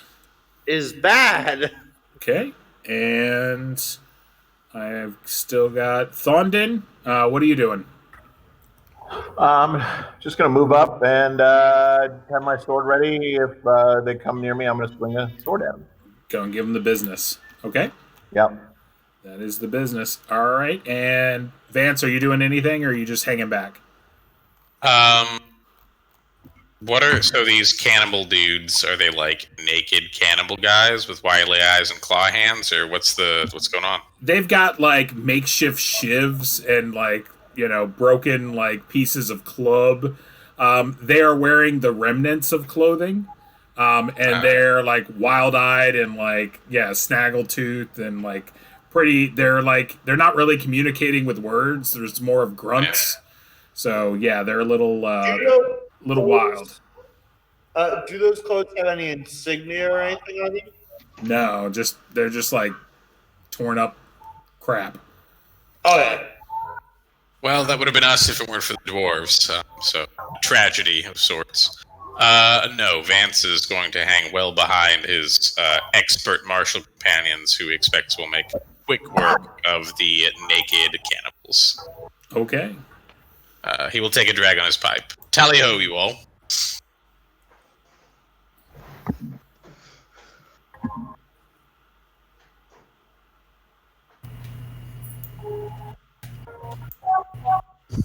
Is Vance good at shooting things? Nope. He's a wizard. What do you think? I shot my shot, man. 14 orcs at once is all I can do in a day. They come screaming. You guys can go ahead and take your readied actions if you want to take shots. Okay. The only weapon that wizards can use is daggers and staves. So you can throw I can't oil. even hang back and You can throw oil. Oil is a big. Yeah, I didn't actually know because there's no proficiency for it. Yeah, anyone can throw oil. So oil is a good wizard weapon. I'm about to get a crossbow. One's doing good. So miss. Oak and Shield, you're gonna have 2 of them attack you. You need to roll 3s or better, and Thondon, you're gonna need to roll 4s or better. 5s are better. 5s are better. 4s are better. Sorry, 4s are better, Thondon. For how many of them? 3 of them or 2 of them? 2. You have 2 of them. Right. 2. Yeah, I did. Yeah, you're fine. So, all right. So y'all are okay as they basically kind of like slovenly like start clawing at you and stabbing you with their makeshift things. One literally breaks a club over your plate mail as they're being rash and nasty. Okay, new round. Go ahead and let's see, Arnie. Go ahead and roll a d6. Eric. Oh. All right. So Eric, you just have to, dude. they're gonna go ahead and do their actions. But let's see, Arnie. 1, 2, 3, 4. Roll a d4 for me, Arnie. 2. So 1, 2. Up But here. they wouldn't be able to come this way, would they? What? Reinforcements that I think you're about to send out. Sort of. Let me roll. What did I roll? Oh, that's good. Oh no. Oh. What are those? Oh, it's undead.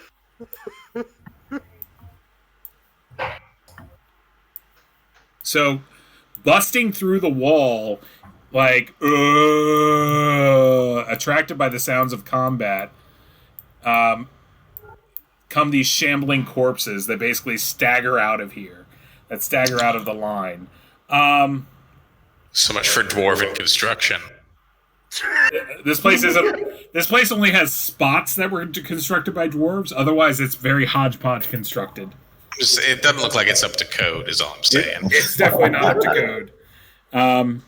All right, so they're going to come in. Code for like 1600s, sure. They're going to come here. That guy's going to go there. That guy's going to go there. That guy's Bryce said they'll eat the cannibals, which is really sort of poetic. There is something to that. And they're going to go there. All right. And so they always attack last. So the cannibals are actually going to go before those zombies even move. So go ahead and do 3 attacks on you, Chris, and 2 attacks on you, Tasso, from said... Oh, fuck. You got... Oh, Tasso! So Tasso, you got hit by one of the cranky guys. You take 3 points Cranky's of a word damage. for it. The cranky cannibal. The alliteration gives him +1 damage. And I'm going to roll real quick. Dun, dun.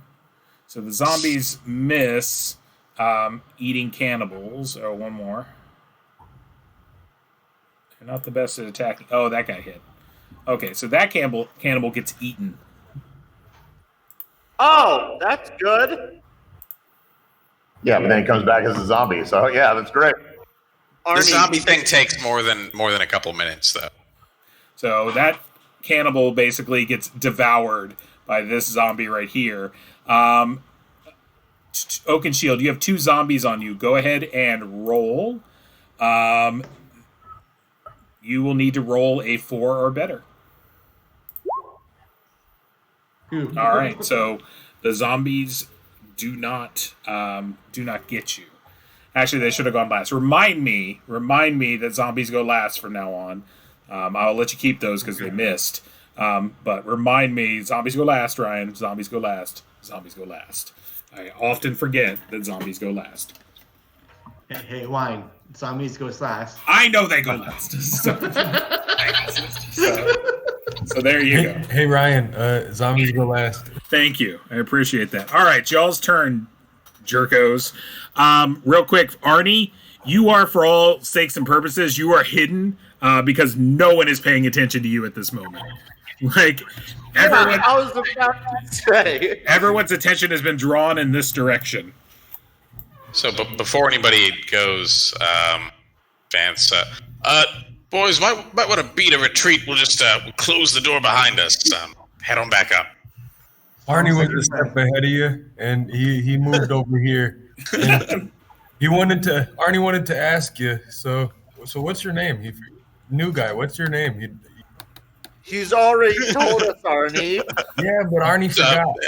Vance, pleasure to meet you. Arnie, you could have killed one of the cannibals or undead. Okay. But what are the dwarf brothers doing? You guys are in a room. God. You're like in a mosh pit of cannibals and dead cannibals. A cannibal corpse, as it were. It would be. Yes. I will bid haste. I guess I would withdraw and retreat to the door. All right, so you're going to get attacked by 3 cannibals. Yeah, well, it happens. Go ahead and roll 3 attacks as they attempt to get you. All right. No, I thought retreats. If we do the tactical retreat. Oh yeah, you're doing a full fallback. Yeah, that's fine. Yeah, you guys can do that if you're not planning on doing an action. So okay. Anyway. Do we have a priest that can turn undead and make sure they go eat the cannibals instead of us? So it's not specific to the rules, but we decided, since he is a priest of Vulcan, that he decided to trade in his ability to turn undead, but he can turn constructs. I gotcha. So we Makes thought sense. that would be like just a cool flavor thing. So for being Vulcan. So yeah, that's why he doesn't turn undead. 10-4. Rule question. Sure. Is there some kind of roll to make sure that your oil flask hits a certain square? Do you have it's a range attack. It's a range attack. So do I have to roll to hit a square, roll to hit a target? How's it work? So if you're gonna hit a target, it's whatever their AC is. If you're gonna hit a square, it's considered to have AC 9. Consult my THACO table, which is not great. If you're trying to hit a square, it should be a 10 or 10. Yeah. And if you have any dex bonus, that would add to it. Yeah, I don't trust myself on a 50-50 shot, so I will not be throwing a fire grenade. Go for it, zombies. So, so are y'all just backing out? Yeah, well, let the zombies eat the cannibals. It seems like poetic justice. Yeah, so that's basically We've done what good happens. Here today. This is what you call justice. Well, I mean, I have a question. How do undead react to silver? I don't know. How do they react to silver? I mean, do they take extra damage from silver? I don't Generally, know. Have you tried? Yes, I tried with the skeletons. Did it work? I don't know. They die in one hit. Well, then I guess you don't know. You can make an inference from that. I'd be happy to explain it to you. Let's back away from the door, though, shall we? So It sounds like they did pretty good. So the zombies basically you just basically shut the door behind you, and you just hear all sorts of screams coming from the room as they get hit. Well, that was exciting. Got that long pig smell in my nose, though. You can check off. You whatchamacallit, you got experience for killing a group of berserkers. So you made them die. Technically, hey, does the zombies get the experience? Well, you overcame the encounter. That's really what you get experience for. You can kill it. That's overcoming an encounter, but you can overcome encounters in a lot of ways. Letting zombies eat the cannibals, that's overcoming the encounter. Avoiding the encounter. Now, getting the encounter to buy into your multi-level marketing scheme. There's lots of ways to do it. Lots of there you go. To get that going. All right. So let's pull back into the master map. So broadly speaking, silver weapons tend to hurt things like ghosts, banshees, lycans, that sort of thing. They can't be harmed by normal mortal weapons. So I wouldn't count on your silver slingstones exploding a zombie on contact or anything like that. It'll smash them like a slingstone. Great. Okay. They're great to have, though, as these things go. Honestly, there's a lot of things that silver can hurt that, especially if you don't have a magical weapon. Not much you can do. Ultimately, they're way cheaper than having 50 magical slingstones, right? It's not economical. Got a point. So as you guys kind of wander back up here to the dwarven group, as you kind of hightail out of the room, they're like, "Was there a problem?" We found some cannibals. So everyone, you ran into undead. You also fled from undead. So that means your sanity goes up by 3. Billy, I use a sanity mechanic with undead, so just in your notes, put sanity 3. Is that good or bad? God. That's bad. So if your sanity ever goes above your wisdom, your character goes mad. They're gone. We lose sanity for doing the sane thing. True, but you're fleeing from undead. It's a scary kind of thing. The way you regain sanity, you regain sanity by spending a week outside of the dungeon, resting. So you can drop sanity that way. So I gotcha. It's one of those mechanics I have, so that adventurers are not always in the dungeon, and you can do things like for sure. We'll spend a month just chilling in a city to regain some sanity, because we don't want to keep getting undead. I'm pretty much almost halfway to my wisdom. Yeah, you don't have much What is your wisdom? His wisdom's not very good. It's only an 8. That tracks. It's only so much that his nerves can take. So, all right. So that took a few turns. I kind of forget that no one else has 17 wisdom. All right. So, Well, really, as The Walking Dead go, that could have been worse. Yeah, we could have gotten bit in the leg. Lost wait a minute. Yeah, no, sorry. None of y'all take sanity. Sorry. Cross it off. Oh, Wait, Goddamn right. I forgot about that. I'm used to y'all being baby characters, and you're not anymore. you only take sanity loss from monsters that are above your hit dice. So you guys are like second and third levels. So you're like, skeletons, I've seen it. But if you run across like a mummy, you're going to be like, shit, that's a mummy. So. Oh yeah. I still need to level up to level 4. Oh, you never did that? Yeah.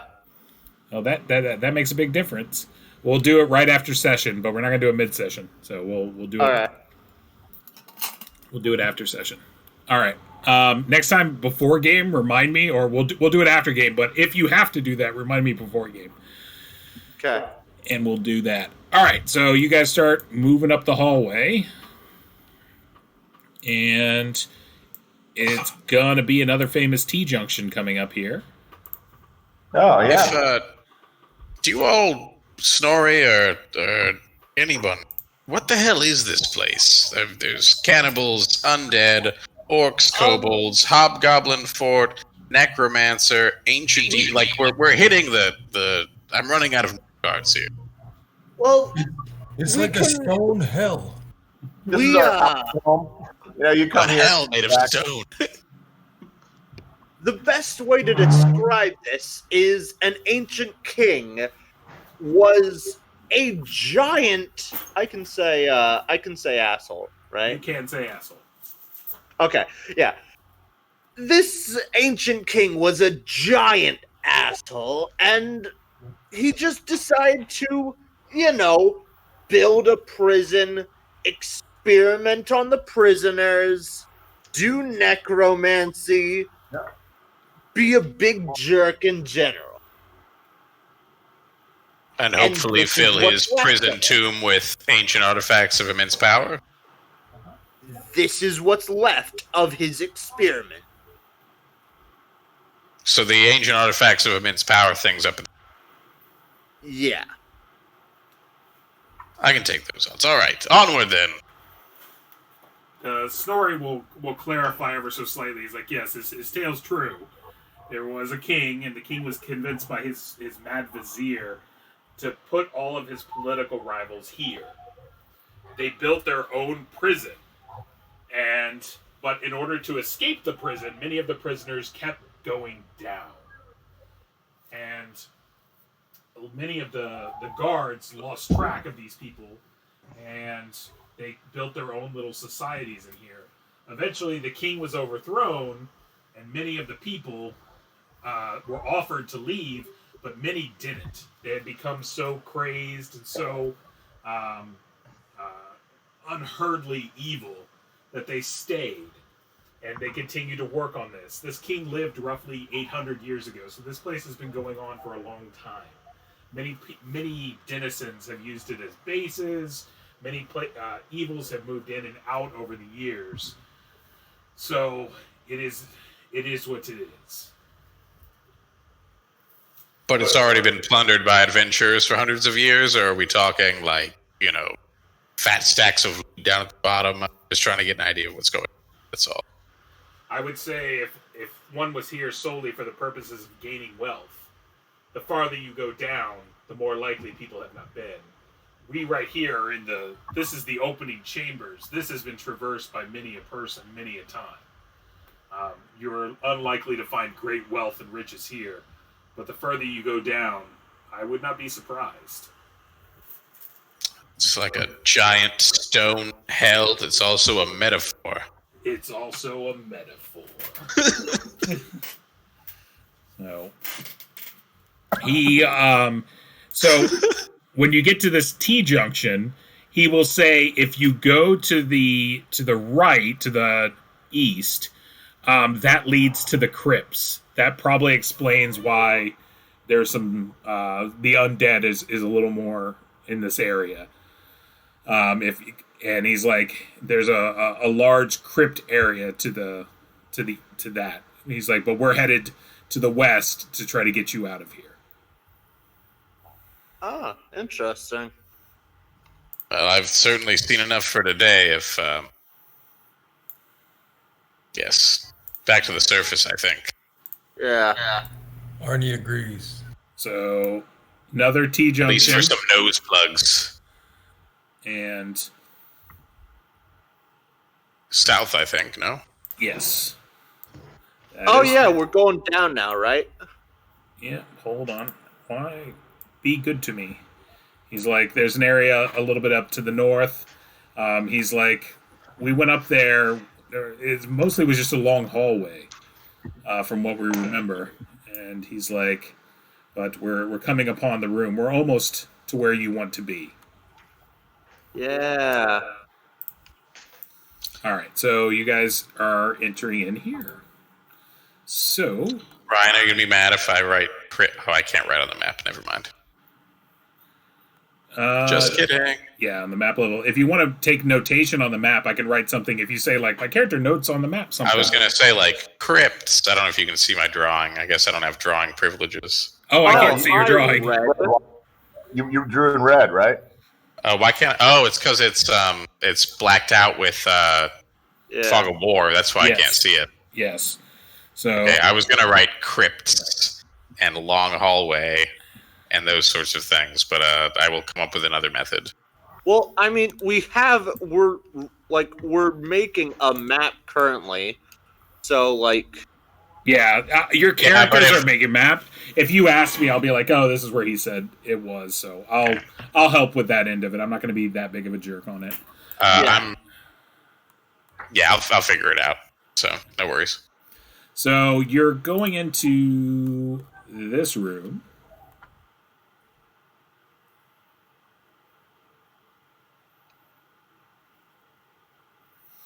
So the you enter the room, and this kind of the room has a bunch of soot all over it. Like there was a big fire or some sort of explosion. Like it almost looks like it radiates out from the center.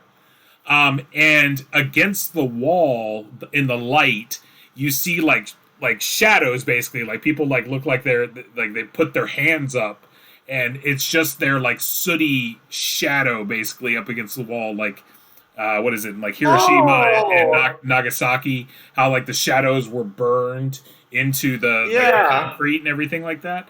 That's what you're seeing all around the room.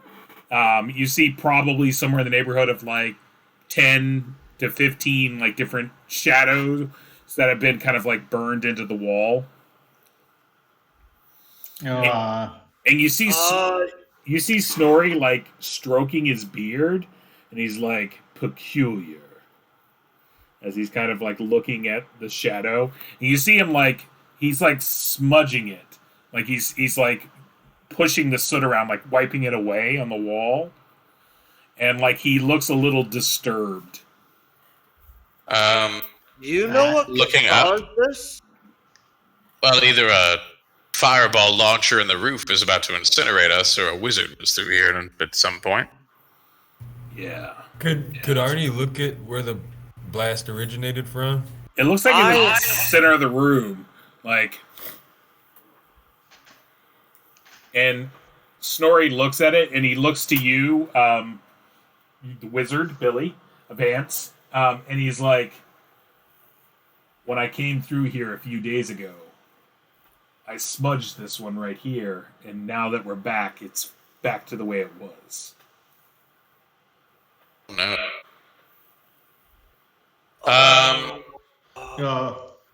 So I've got some hypotheses, Ryan. I don't know if I can make like an intelligence roll. Whether there's like, just tell me what your hypothesis is, and I'll you know. Well, I got a few ideas. So the after images of this fire magic were in the exact same spots, but now been restored. The soot is in the same spot. That's what he said. He's like, yeah, That's what I'm asking. Yeah, that's what he's saying. He's like, this exact one right here. He's like, I remember, like the position of it. He's like, I wiped it away. He's like, I wiped its entire face away, and I come back now, and it's here. Well, there. When so many souls pass through to the other side in such a traumatic fashion, so suddenly, so violently, it's entirely possible Yeah. that the evil, the magic of this place left an impression, almost like a minor haunting. We saw Tragedy of their deaths is replayed over and over again. Can I look around the room and see if I can find any? Find any what? Like any like kind of like just unusual thing. What are you this looking isn't for? unusual. Yeah. I'm talking, yeah, like the there is unusual all around you, is what I would say. Like anything that might be like constructed in that might be. Okay. You're trying to use your finding weird construction tricks? Yeah. Okay. So you look around. This is definitely not like a trick of construction. This is definitely like this. These are solid mortared walls, or probably I'm sorry, they're cut stone walls, and they're solid. Like this isn't some like sort of illusion or like shadow play with like with lights. This isn't anything like that. Okay. Fireball ghost trauma. That's where the good money is. And Yeah, we It did does. see a ghost a few rooms back Could That Arnie would by be helpful the to know. market. could Arnie mark one of the shadows with flame chalk? Sure. You can use the flame chalk on it, right in it. Arnie, why? To see if it goes away. And like just put a smiley face on one of the faces. All right. So for Billy's reference, so Vance he pulls out a piece of chalk and he writes on the wall. It's a red piece of chalk, but when he writes, you don't see anything. Like there's nothing there. Is this some sort of minor arcane effect I would be familiar with? Yeah, For red chalk, something like that? You've heard of it. It's called fire chalk. It's minor enough that you've heard. Creatures like dwarves, especially like things who live underground. Infravision can see it, right? Infravision can see it. It creates a minor heat signature so that infravision things can see it. Gotcha. What are the odds I'm right on fireball ghost trauma? It's a strong theory. That's a very strong theory is what I would say. Yeah. Yeah, that's honestly what I was thinking. Whatever force haunts this place died suddenly and violently. We should. I don't see any purpose to stay in this room. Yeah, I really think we. Okay, with my clerical being a cleric, can I feel anything or no? No. The room doesn't feel particularly like evil. Not like the one place that you guys were in on topside. It doesn't feel like that. It is disturbing though. Like these shadows are not. They just don't seem right. Yeah. All right. All right. So are we gonna move on? Yes. Sure. Yeah. All right. So you guys will move into the next room. Yeah. Isn't the room that we have to get to like right about here? You're not completely off. So you're not completely off, but yeah, it's around there is what I would say. You don't have exact coordinates. All right, so you enter in this room. So this room looks like it's a place where people have kind of put refuse. So there's a lot of like garbage. There's a lot of like just piles of trash that's in the corner. There's a lot of like, broken things. There's a lot of food scraps. There's a lot of like fecal matter.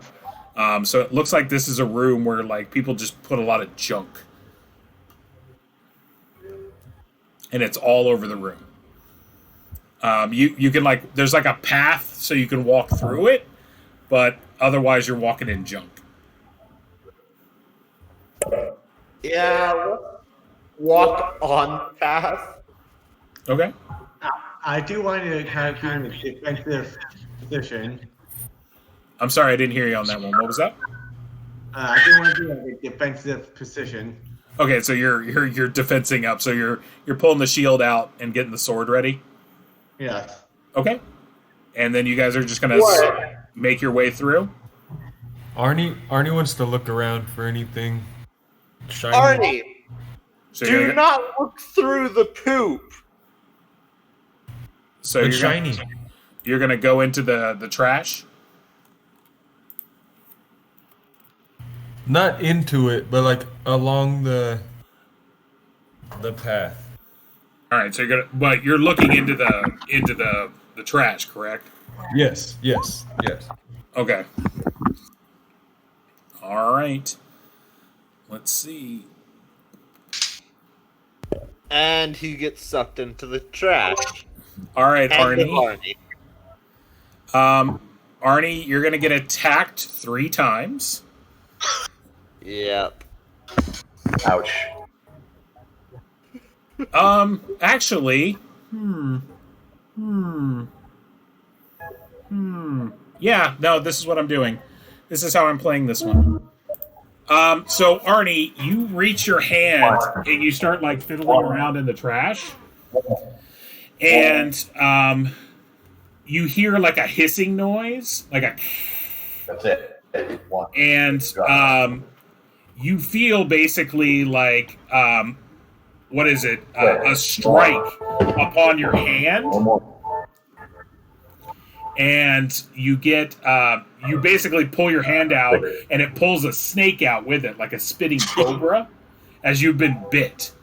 And it and then 2 other like cobras kind of come out from the thing, and they look like they're gonna strike you, and then they just stop and they don't. And the one that you have like around your hand, it kind of coils around your arm. Oh my god! 1/2 kobold, 1/2 lizard man, 1/9 cobra. What would have happened from my snake curse, but Arnie got it instead? So, yeah, and like Arnie, you got bit and injected with poison, but you're fine. It's that 1/9 cobra, man. It rounds up. Arnie wants to bite the cobra and stare at the other cobras while he's doing it. So, well, I meant the coil. It coiled around you like in a friendly manner. Okay. Love bites. It's like a cat. Well, you think that you just startled it. You startled it, so it just bit, and then all of a sudden they like realized who they bit, and they're like, "Oh, sorry, sorry, bud, Master. sorry, bud. Like I didn't mean to do that." But you understand, you just go rumbling around in my home, that kind of a thing.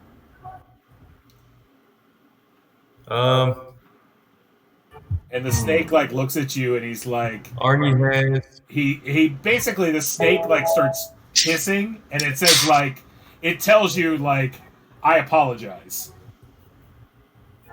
Oh, and now he can understand snakes. That's...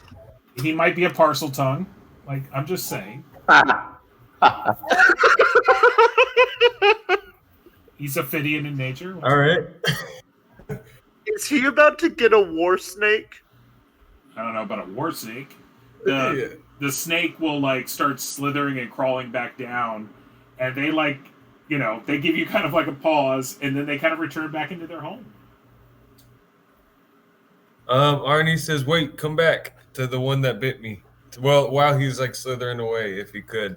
It'll turn It's back more like. around. Yeah. If it's too late. So you guys are there, and all of a sudden Arnie gets bit, and like then now he starts like, and he's like hissing and stuff, and the snake turns around. Yeah, it'll turn around and look at you. Hey, Arnie, you want to explain what this is? Let Arnie holds up a finger and says, "Wait," and he speaks to the snake and asks the snake to be his friend. Could you come along with me? You bit me. You owe me. Got any shiny stuff in your trash heap, Snake? Yeah. I'm just asking, The snake kind of looks at you and he's like, it says, once again, it's not direct correlations with English, but it's something like, you disturb my home. I apologize. What do you have to offer? Years of adventure and friendship. And countless gold. Countless rats. Look, I could show you where I found these. And... oh, no, I sold those. I can show you where I found these. And I show them like 7 basilisk statues that are pretty cool and almost the same thing. It'll say, like, I desire what all of our kind desire. And his eyes kind of flash a little bit. Harry Potter. He's like, I desire power. I can make you Snake Lord. Then I agree. Maybe not Snake King, because I'll be Snake King, but you can be a Snake Prince. Then I will serve thee. And like it'll slither up and it'll come with you. It'll like kind of wrap itself around your neck.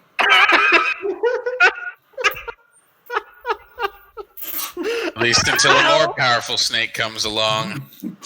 How? So. Oh my god! No!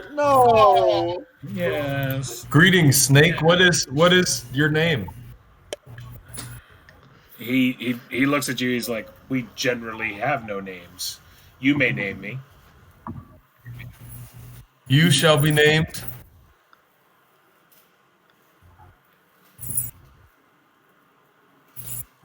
Sassafras. No, Sassafras. Slytherin. All right. Sassafras.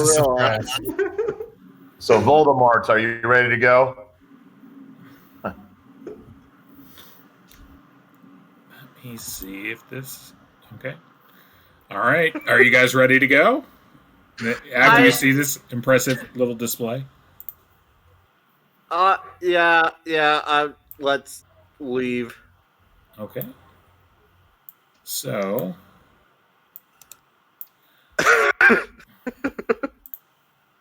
So right here, you guys get this, and the dwarves say, if you continue to the south, there'll be a series of gates. After you pass the second gate, you can't miss the stairway up.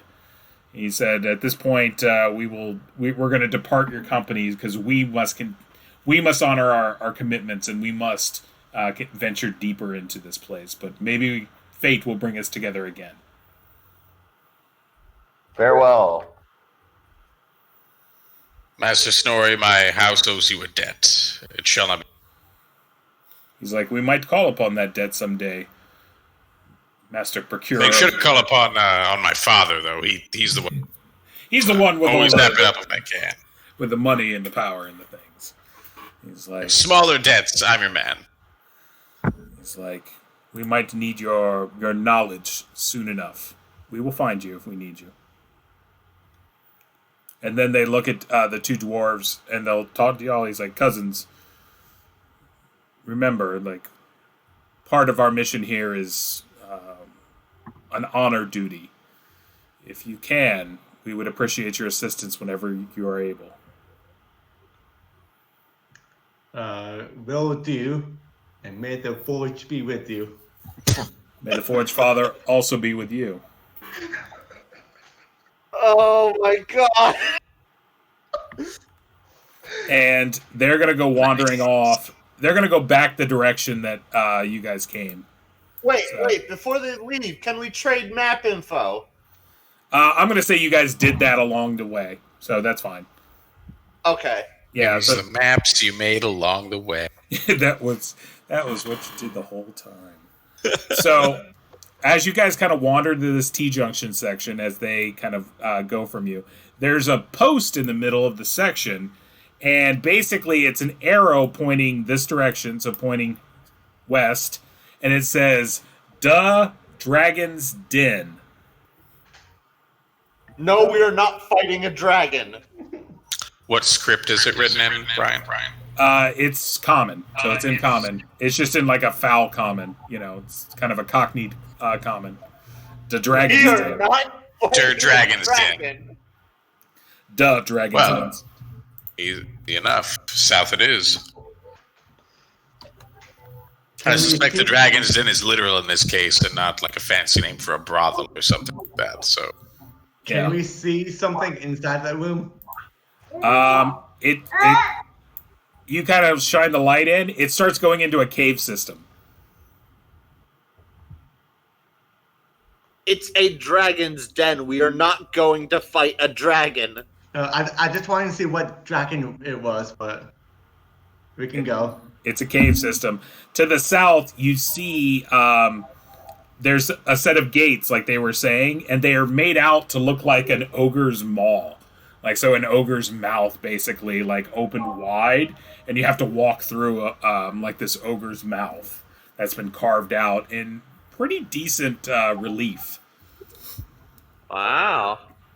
So you mean much better than the dragons in Trusty, whatever his name is, place? Yeah, I'm talking decent. Eh. So, I'm talking they're not master craftsmanship kind of things, but yeah, they're decent. And See, I knew it was right there.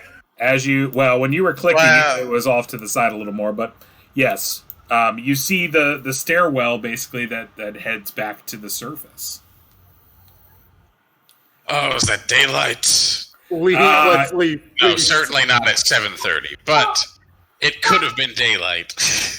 Yeah, right now it is actually, because I've been keeping track of rounds, it is about 8:50. So it's almost Okay. almost 9 at night as you guys are coming up to the surface. So So it's gonna, what we're basically doing is going back to that little place we have made a home, I'm guessing. it's Yeah. up to y'all on where you kind of want to go. You can go up to the surface. That's going to take you probably another 20 minutes to climb that many stairs. I think it's a lot of stairs. Whoa. It's a lot. It's Nobody told me it was leg day. it's like what, 15 stories? So it's probably a little less than that. 10 minutes. 15 stories is really what you're climbing. I'm saying 3-4 steps in a row is a stretch. It's a little rough. Vent.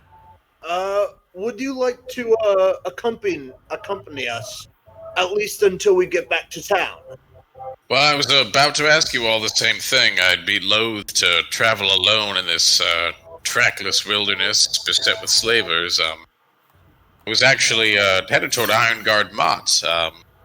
Or headed in that direction. I'd certainly be happy to accompany you, or if you would accompany me, that would be wonderful. Yeah, we could do that. We were going there anyway. Splendid. Well, I don't know how much I buy into all the fate and 7 dwarves for 7 sons talk that your swell companion there seemed to be into, but it does seem that fate has brought us together. So you guys are climbing and getting up. For Billy, this is your first time kind of seeing kind of some of the surface map and everything like that.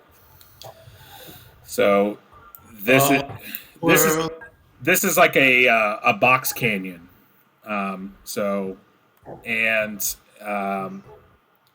This room basically is kind of leads into the downward staircase, and there's some ruins over here. There is some caves that are along the wall. There's a waterfall. So there's a lot of different kind of stuff that's going on around here. Let me see something quick. Okay.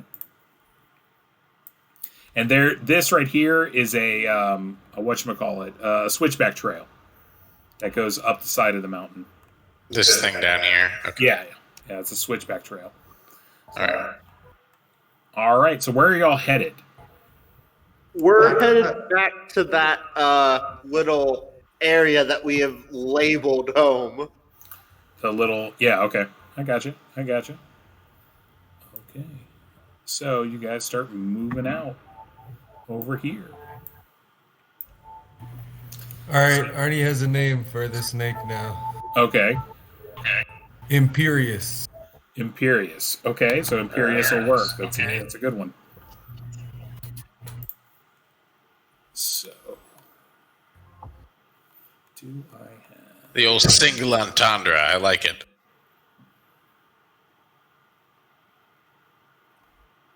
Boom, boom.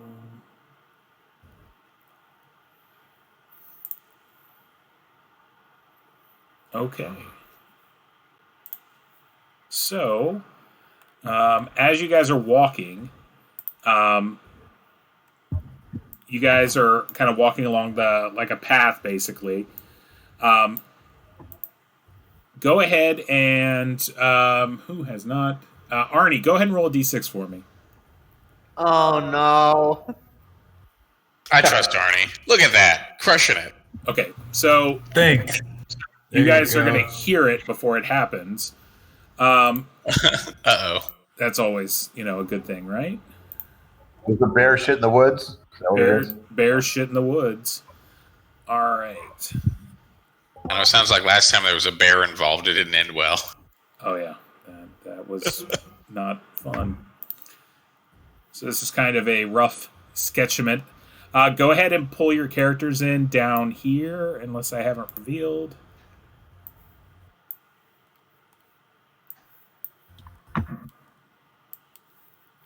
So towards the bottom, go ahead and yeah, down there.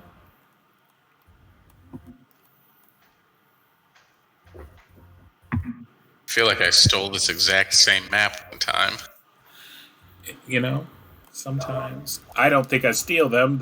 A lot of times they're offered for free. I download the free ones. Occasionally I borrow some.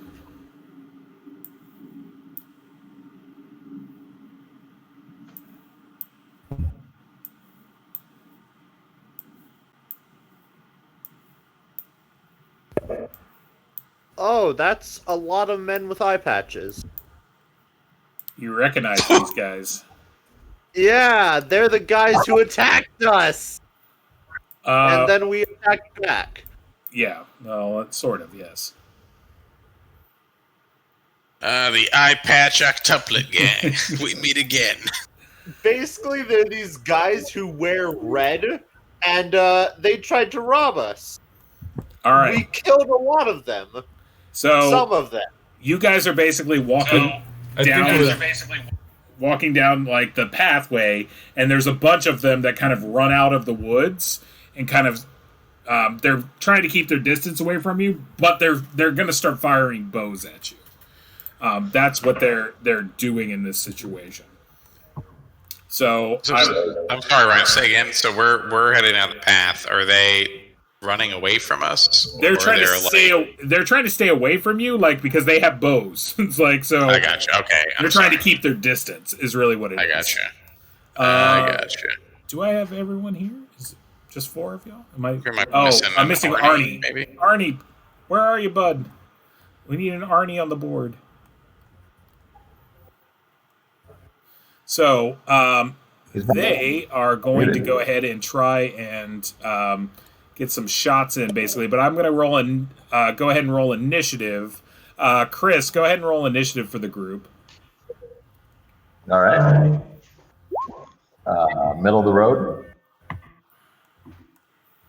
Let me roll.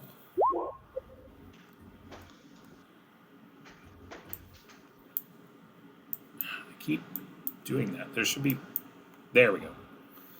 So I stack them on occasion and I can't do it. All right. So you guys can go first. So it's up to you on... or you can let them go first. That's your choice. I think we should go first. Okay. Yeah, let's go first. Okay. It's up to y'all. So go ahead and do whatever you're planning on... Oh, is anyone planning on casting this round?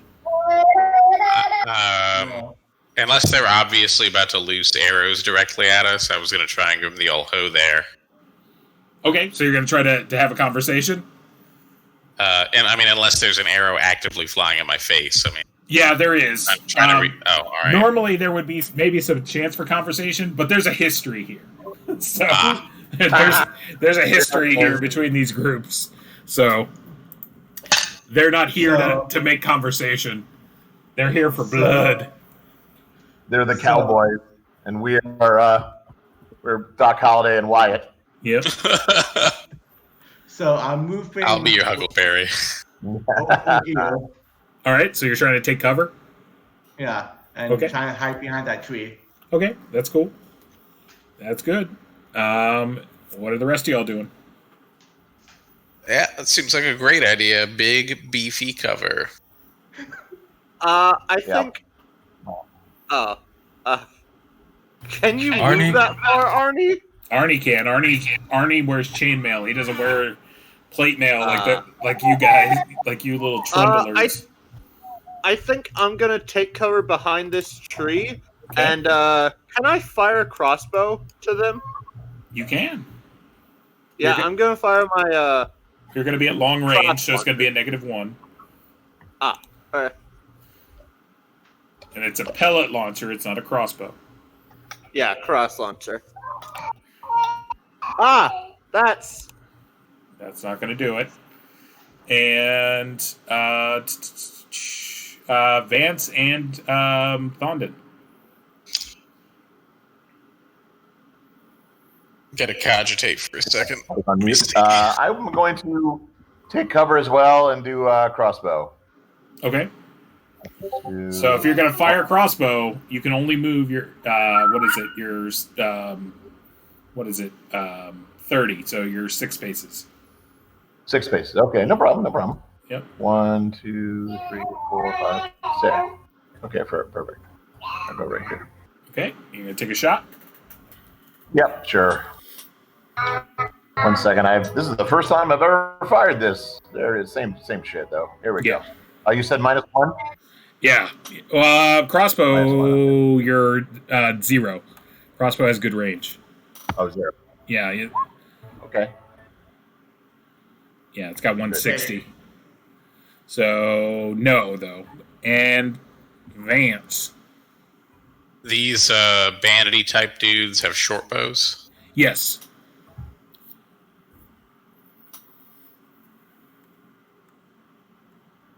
Will squish up into the maximum amount of cover possibly available to me by this mighty oak. All right.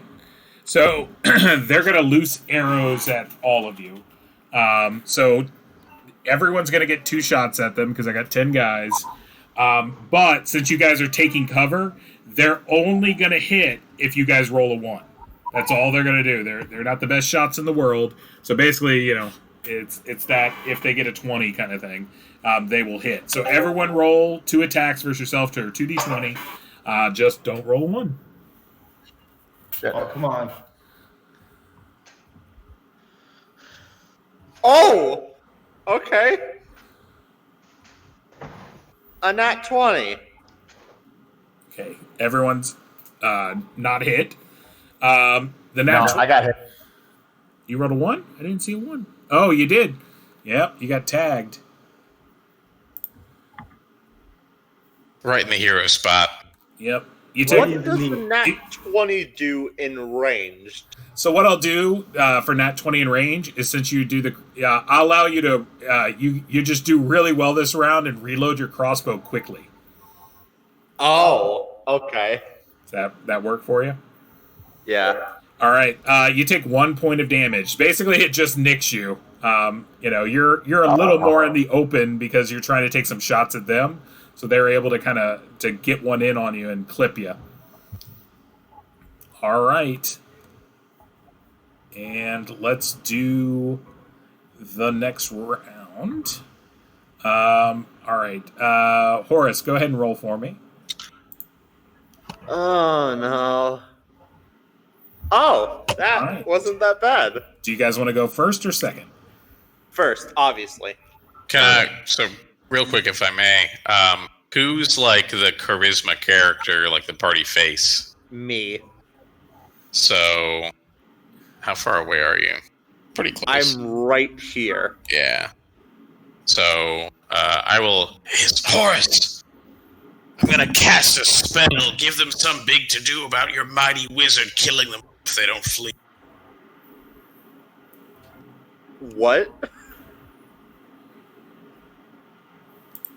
Like I'm gonna cast a spell. You gotta bluff them and say that I'm gonna kill them all if they like. That was the just a taste of his power, and then they'll run away. Didn't Arnie make like one guy run back and tell stories to the Yeah, but not about a wizard. And we did get our asses handed to us the last time we tried to attack them. He's got a point. Because they ran us over with horses. All right, so Vance, what are you casting in order to? Well, I'm if he's not gonna play along, then it's Are you gonna he doesn't seem to understand what I'm trying to communicate. Then Yeah, listen. I may have an 18 in charisma, but I roll real bad. Arnie has a +1 in charisma. He'll take the shots for you. I can do it. I can listen, do it just, if you just want do, to. Just do your best. Here we go. Ready? Get out there. So Vance will dramatically step out from behind the tree, his cape flapping behind him in the wind. Ruffians, stand down lest you face my arcane might, and he will launch a magic missile at the guy in the front right between the eyes. Okay. Go ahead and roll damage for it. So it's a d6 plus 1, so that's definitely... I know, son. Pow! That's going to take him out. So he is deadified. Pow! So that guy takes one to the chest. So are you following this up with something, Horace? Yeah. Do I have to step out for it? It's not going to nearly be as impressive if you're hiding, like, he's going to hurt you! Fine, I'll step out for it. It's just, whenever I step out of cover, no matter what it is to talk, I get hit with arrows every single goddamn time. I'm still in cover, I'm just saying, enough to be able to shoot the guy. Yeah, but I believe in you, Horace. You got this. You got it, man. You're good to go. I step out and shout to them. What the hell am I gonna shout to them? Okay, this sounds good.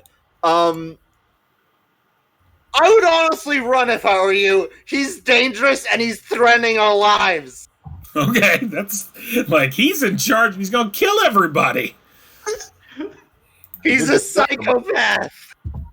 Okay, so your charisma is 17, correct? My charisma is 18. 18, even more charisma-y.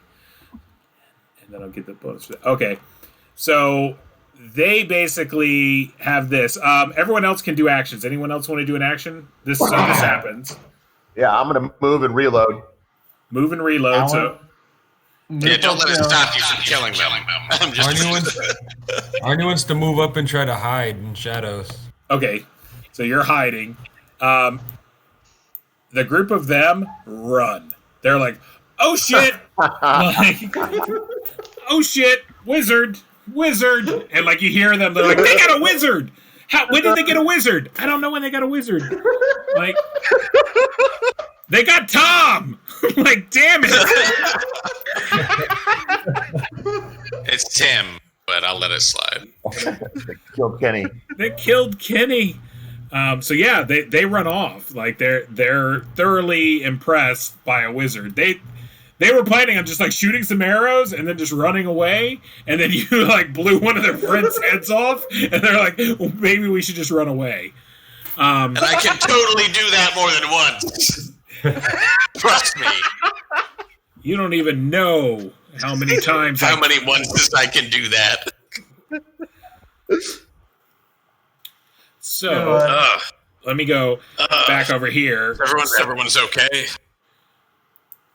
Everyone seems fine. They came from over in this set of this. What is it? A copse of trees. So they came from over there. Yeah. You should be prepared for them to come back in greater numbers. Yeah, Vance, their hideout is up here, like at the very top of the switchback trail. And Vance, roll a saving throw versus spell, and you can add your wisdom bonus. Oh man, what the fuck? Oh no, they have another wizard? No, not that. Oh, also, yeah, I guess we're on internet TV. I don't know if there's stuff I'm not allowed to say. So You can say whatever you bad. want. It's All right. YouTube, and I post it as this is not for children. You said save versus spell. Save versus spell, and you can add your wisdom bonus. Get it. Ow. That is a not great success. Okay, Oh man. so you rolled okay. Well, you didn't roll We're great, gonna but be you eventually. rolled enough that there's something off with this set of trees over here. You can't put your finger on what it is. You just know for a fact something is off. Do I suspect illusory magics at play? It's possible. The trees, for lack of a better term, they seem, to your keen wizard, like arcane sight, they seem a little fake. They seem a little artificial. Didn't Arnie walk through those trees like 40 days ago? Nope. He did not. Didn't He Listen, went, the he first went time through we were these here? trees. He went through these trees up here. Oh. No one has gone into these trees down here. There's something uncanny to the south. How big are these grid squares, Ryan? Like, are 10. they like miles away? They're 10. Oh, it's like literally right there then. Okay. I want to take my crossbow and fire a shot at one of the trees. Let's not be hasty, friend. There could be imps in there, or other terrible things that will jump out and kill us. Why don't we just head on to your? We can investigate this in the daylight. Yeah, that's covered. also what I was thinking. We have, like a catapult and fire. There's plenty of things we can do to prepare that don't involve angering what's ever in those trees. But, You group, since Vance. I am That's use their middle name. since I am a dwarf, could I see any type of in that direction? You don't see any heat per se. Like you don't see anything unusual, is what I would say. I will relight back to the group and like this. Nothing that's giving off heat in that direction. So Could very well be undead or worse. Arnie is a creature of learning. He would like to go and touch it. Arnie, we're going back to base. So Arnie's gonna wander over there and touch it. Really, Arnie, we can eat it in the morning. Arnie, friend, this is Vance. We've met 3-4 times at this point. Yeah, I Vance. do know your name now. Yeah, Arnie knows your name now. Let's go. Don't Okay. bother. All right. Don't bother. So Listen, I 100% agree with you. We need to investigate this. There are powerful arcane energies at work. But your master horse here is bleeding profusely from that wound. Honestly, I've been starved by hobgoblins for weeks and chained to a lectern and forced to give lectures on upward ability. The whole thing, it's been terrible. A hot bath, cold beer, the ministrations of a washerwoman. These are the things that we really need to be on the top of our... Okay. okay. Yeah. All right. So so after you say all that, this is where we smash cut to the hilarity, because you're like, oh yeah, we need to get like some beer, a nice lodging, get a bath, chambermaid. So what they do is they end up leading you to their place, what they call their home. So you walk to the next part of the box canyon, and basically there's a set of ruins around here, caves and everything like that. And there's a wall here, so you got to imagine like the wall from Game of Thrones, but like made of stone. And they go like a regular height. They end up going into like a door that's here by G that leads into the wall, and then from there they take you to a tiny room that is in here, up in room 4. They end up taking you to this room. When you get in there, it's like a thrashed mage's room. Like there was someone who used to do magical stuff here. The only thing you find in here that you're even remotely interested in is the fact that there is a barrel of wine that is here. Yeah. Thank the small gods, it's something. Yeah, we found it under a beehive. I tell you what I mentioned to him that do not go in room number 5. You chopped it out then. Fair. I'd mentioned a washerwoman earlier. You don't have like a tub I could do my laundry in at the very least. That would be the waterfall that you saw earlier. Well, listen. Let's take a seat. I can lend your you some friend's food. wounds, and I can lend you some food. Well, I have some of my trail rations still. This barrel of the Olakwa Vitae will do well, to be certain. Just to be able to sleep without the wretched stench of hobgoblin and terrible inability to those basic letters looming over me.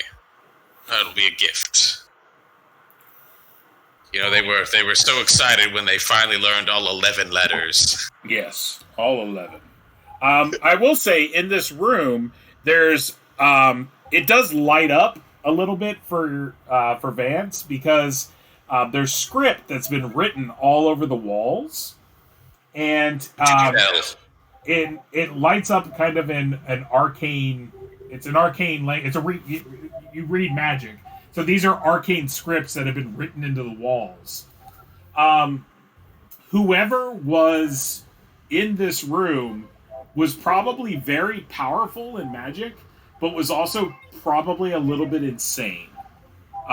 So they probably had some sort of like great power, but their theories are very like out there, and a lot of the stuff that they were like being a proponent of in the world of magic was very dicey. It's like you can amplify the power of these spells by summoning the east wind to compensate for your lack of biomass, and everyone's like, yeah, but if you do that, you could blow up. And he's like, yeah, that's not a problem. All you got to do to counter that is summon a little bit of the west wind. Well, the west wind will tear your soul out. And he's like, no, we can compensate for that. So this guy, I got more than enough soul. So this guy had a lot of stuff, and so scribbled all over the walls is kind of all sorts of interesting kind of magical theorem and writings. Well, I'm heartened by the fact that he ran out of paper. Yeah, got to the writing his crazy theories on the wall stage. Yeah, because that makes me feel better. That's always what people are saying when they start doing that. I'm going to write on the walls. Ryan, it's like a beautiful mind. Yeah.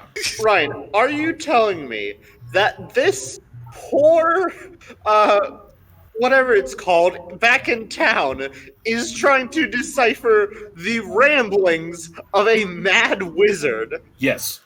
That's what I'm telling you. That's exactly what I'm telling you. So. Well, you all have picked an interesting haunt. Quite the decor. Bit of a novel. Inhabitants written here. Yes. Listen, it might be moldy and it might not be good, but this is where we bunked down the first time I went down. So I'm not complaining by any means. Don't get me wrong. It's got 4 walls. It's secure. It seems like we won't be bothered here. This is a mile away. I assume you guys are you're pegging up the board or whatever, using pittons to seal the door. Yeah, the spikes on the door. So you're spiking the door. Cool. All right. So I'm probably going to call it there for tonight. So you guys got to a good resting spot. You guys will be able to kind of rest and rehabilitate and start your venturing forth on wherever you want to go next time. So let me divvy out some XP and the like for the peoples. And time for me to level up. And time for you to level up. So let me get my calculator out here. So the next level is always double the level double the amount of XP, right? No, that is not true. There's a chart for each class. Each class is different, yeah.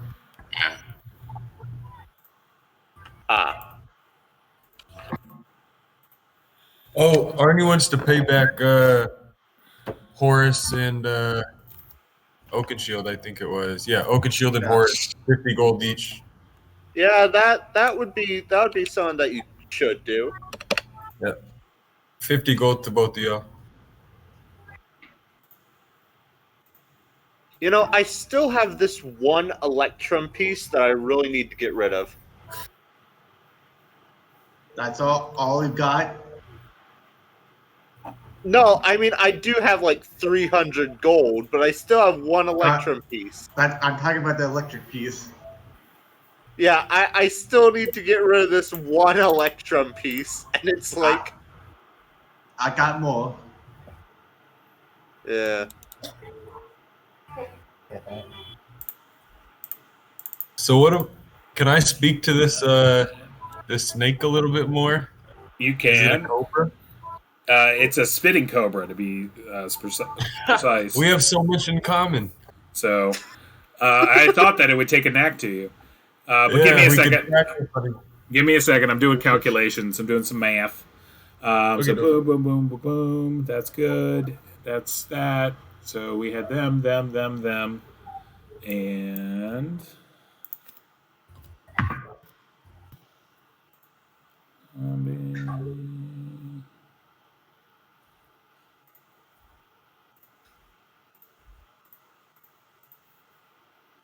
$40.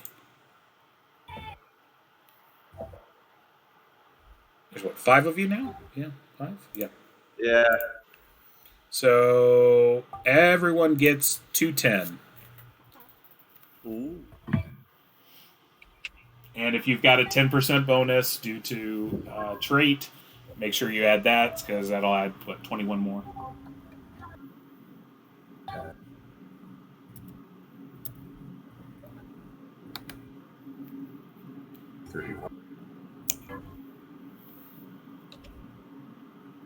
So, how do I level up? So, there's not much to do. Let me pull your character sheet up here, because we can do that real quick. You are going to be, what, level 4? Yeah, level 4. All right. And your hit points 4. Go ahead and roll 4d8. Or, yeah, 4d6, I'm sorry. 4d6. 46? Yeah.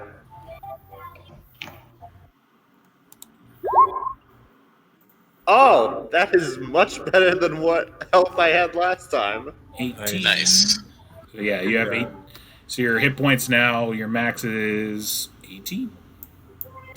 So what is that with the blood loss? So your blood loss will take it to 14. So your max would be 14. Do I go up to 14 then? No, you don't automatically do that. So you'll rest for the night, and that will be your thing. But you get your D3 back. Do I get any Resting, special abilities? Resting in town gives you 3 back. Resting in like a shitty location gives you 1. So it's very difficult to gain hit points back. Boom, boom, boom, boom. And at this point, you might get more magic. Yeah, I'm gonna before I go to bed, I'm gonna do my cleric stuff of cure light wounds. Okay. Yeah, you can use your last cure light. That's fine. So, Ooh, Get that second level 7, spell, huh? man.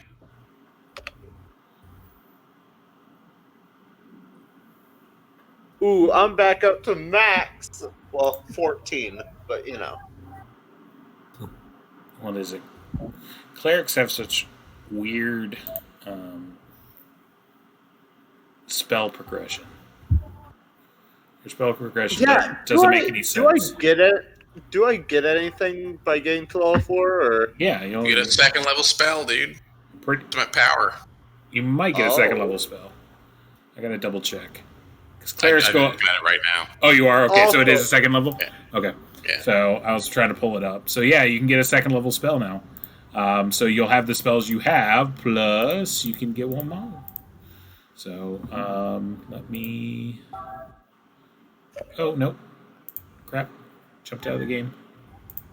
So I can have a max of 1 second level and 4 first level? Correct. Oh my god. So Do they have does the second level with cleric sword got some like a better healing spell? no. There's not a better healing spell for a little while for clerics. So I think 3rd or 4th levels when they get like cure moderate wounds. I'm a big fan of Bless. Bless is a really good spell. I mean, I just like protection from evil because I can't be attacked unless I attack. Well, that's only like constructs and elementals and No, that's stuff like that's that. anything that isn't good. The protection That from is literally evil. anything that isn't good. It's generally your alignment, but I'm trying to pull up my spells and it won't come up because everything's slow on my internet. So the book standard is that it gives you +1 on saving throws, and bad guys are at -1 to attack you. But that like constructs, summon creatures, Right. and magic stuff can't attack you. Like Yes. orcs that are evil can still punch you in the face. Yes, and ranged weapons can still attack you. It's that they physically can't. So it's good against like incarnate evil, like Yes. The ancient lich probably couldn't attack you, but like just a guy who is a murderer can still kill you. Yes, murderers can still murder you. You were putting Do it. I get any more abilities like the turn construct or no? No. Okay. You can turn constructs better. The higher you go in level, the easier it is for you to turn things. Ah. So there we go. Okay. All right. So clerics. Malcontent fodder can still kill you. All right. So second level, there's bless or blight, find traps, hold person, no alignment, resist fire, silence, snake charm, and speak with animals. So Can I like see those in like the handout things? Yep, I'll make you one before the next right. game. We'll go with it. I say either learn find traps or stealth. Stealth 1 or over. Bless and hold person are really I good. would say, yeah, those are the 2 top tier. It looks like. Those are top tier spells. Hold person. Hold person can affect 1 to 3 people. Listen, my spell tomorrow is one of my first level spells tomorrow is going to be purify food and water. Yeah. Well, that came in useful one time. The only time We have 3 months worth of food in there. I'm going to be using it. He chose that randomly, and and then they randomly kind of came into a room that just was like a larder that had gone rotten. And he's like, I could use that. I'm the like, only time ever that spell works. right. That's why I told him. I'm like, I've been playing D&D for 30 years, and I've never seen that spell used ever. That's awesome. And he had it memorized that day. He's just like, I'm gonna go ahead and take it. I'm like, all right, yeah, man, you can make the shit out of some rations. That's awesome. So, all right, that will be us for tonight. Thanks everyone for coming and playing. Thanks Billy for showing up and jumping in. Thank you all for having me. It's nice meeting y'all. No problem. Hope we see you next week. Yes, that would be lovely. See you. So, Well, this is a little past my bedtime. See what happens. all right. We'll talk to y'all later. Take it easy, guys. Bye bye. Bye, everybody. Bye. See ya.